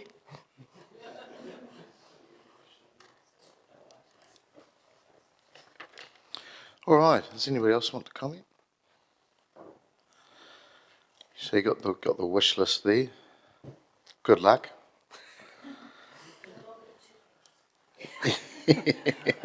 Actually, that's a good point. How many pages is it? Currently, well, look, the ideal is that we need to have it roughly under 50. At the moment, based on this, we had it sitting at about 60 something. So yes, there's going to be a lot of tweaking and moving. So how do we get that to residents? I mean, that's a logistical nightmare. So we will have a separate booklet that highlights the key issues that will go out to homes and households. Due to the timeframes involved, it will probably not involve specific numbers, so like what the exact rate number will be, just so that we can actually get that out during the consultation period, because the consultation period is potentially including Easter, Anzac and 2 weeks of school holidays. So yeah, we want to make sure we can make it as easy as possible for people to have their say. Councillor Naylor. Sorry, had no idea that it was going to be a 60-page consultation document. I guess I want to say that that's, from my perspective, that's way too long for someone to engage with. Some of these programs can simply be the program and the cost. I don't think we need to go into a lot of detail for every single program. I think we need to try and keep it concise. Yeah, my knowledge of doing this stuff and having had a little bit of experience in it, sort of 24 to 36 pages is about where you probably want to be buttoning off. I think the rates review is probably the one that is so complex to explain it's going to take. But weren't we going to try and steer people to a website so they could, because they'll want to know what their rates are going to be, right? Yeah, we're working through how they can have a searchable option at the moment. Yeah. So the document can have if it's electronic, can have a link to that website rather than trying to list too much on it. But I'm hearing it's going to be difficult to condense that all. But making sure we've got what the auditor needs to see in it. Yeah, it's interesting just talking to some other mayors and that. There's been a little bit of pushback on what the auditor wants to see at times. Being quite unreasonable. So it'd be interesting to know whether the CE and others have been speaking to others about that, because they change the rules, of course, and the goalposts move all the entire time. Councillor Hancock. Yeah, thank you, Mr. Mayor. Probably just really a question just in terms of the timeline for the production of the consultation document. If we could just perhaps get an understanding when the elected members might actually have a first look at it. And then do we actually then get an opportunity to feed back into that prior to approval? Thank you. I've been writing it the last few nights. So by the end of when we break for Christmas, I'm hoping that we have it to managers to start reviewing potentially a summer reading for them, and then in January getting them to provide any feedback. Then we will get it to our senior leadership team to have a look at as well. And so hopefully, I think we need to have it in the agenda before Waitangi Day, but we would hope to have that to you before then for feedback in advance, so we're not having to do it all in that meeting. Yeah. Councillor Bowen. Sorry to pop back in, Mr Mayor, but I just wanted to check, Liv, did you say, I think you said, I might have got this wrong, that in the summary of the CD, there might not be the rates figures in that? It would be more that we'd probably give a range. So around 11%, for example, okay. rather than 11.4 or, you know, but with a call to check out for more information. Right. Yeah. Thank you. That sets my mind at rest. Okay. Excellent. Thank you, Liv, and others for your commentary there. I look forward to seeing what that looks like. All right, so we've got a recommendation there around the consultation document focus, section 6, that in the drafting of the LTP 2024-34, Council note the proposed content for the consultation document outlined in section 6. I'm happy to move that. Second, the Deputy Mayor. I look forward to seeing it. I'll leave it at that. No further commentary. We will vote.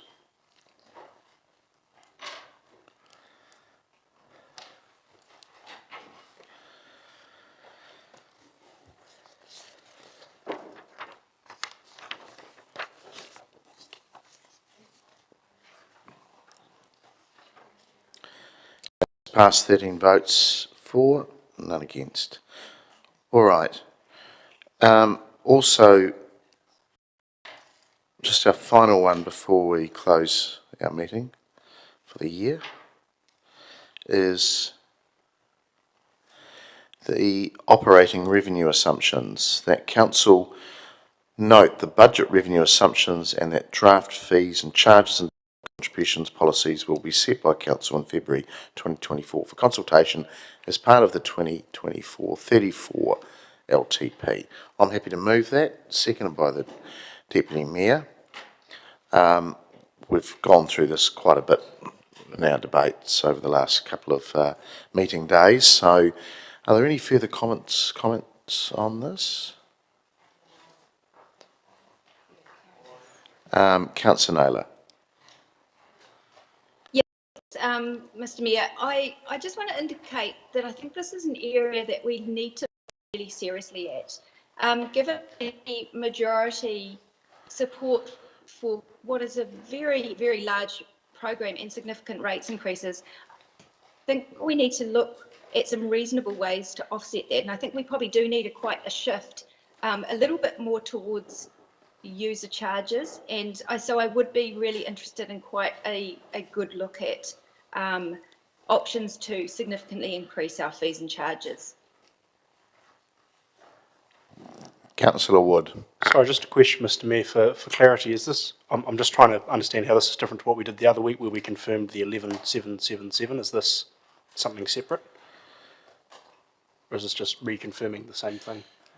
Through Mr Mayor, you are required to adopt the fees and charges, a series of fees and charges as part of adopting the draft long-term plan. It's the non-rate stuff. All right, thank you. Yeah, it's the non-rates component, so it's everything that I was talking about a bit earlier, and Cam would love to see that more detailed list of where our non-rates money comes from, and it'll probably go part of the way to answering questions around where there are opportunities as well. Okay, we have the motion. If we can get the motion out.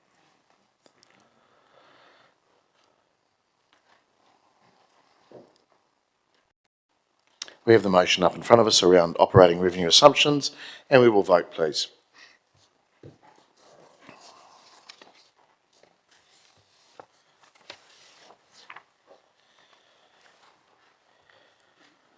And that is passed, 13 votes for, none against. All right, we are now finished, and I'd like to pass to the Deputy Mayor to close us out with karakia. Tēnā koe, Mr Mayor, o te rā tēnā tātou katoa. Kua taim mai te wā mā tātou hei whakakapa. The time has come for us to finish this meeting and this year, almost. Kia wātea ai te ara, the path is now clear. Kia tūruki whakataha ai for us to return to our daily activities. Kia pai o harare i ngā rā whakatā, may your holidays be good. Ngā mihi o te wā kia koutou katoa me o koutou whānau. I tēnei wā ki ngā tangata katoa. Season's greetings to everyone in this room, everyone outside and everyone everywhere. Kia haumaru tātou, may we all stay safe. Kia inoi mo te aiotanga, we pray for peace everywhere. Hoki ora mai a te tauiwi e tū mai nei, and return safely in the new year. Kia ora koutou. Kia ora, and thank you to the staff. Huge amount. I know you've burned a bit of midnight oil on this, literally. So we do really, as on behalf of the elected members, we really do thank you for your hard mahi, and yeah. And enjoy a couple of weeks off. We'll see you in the new year.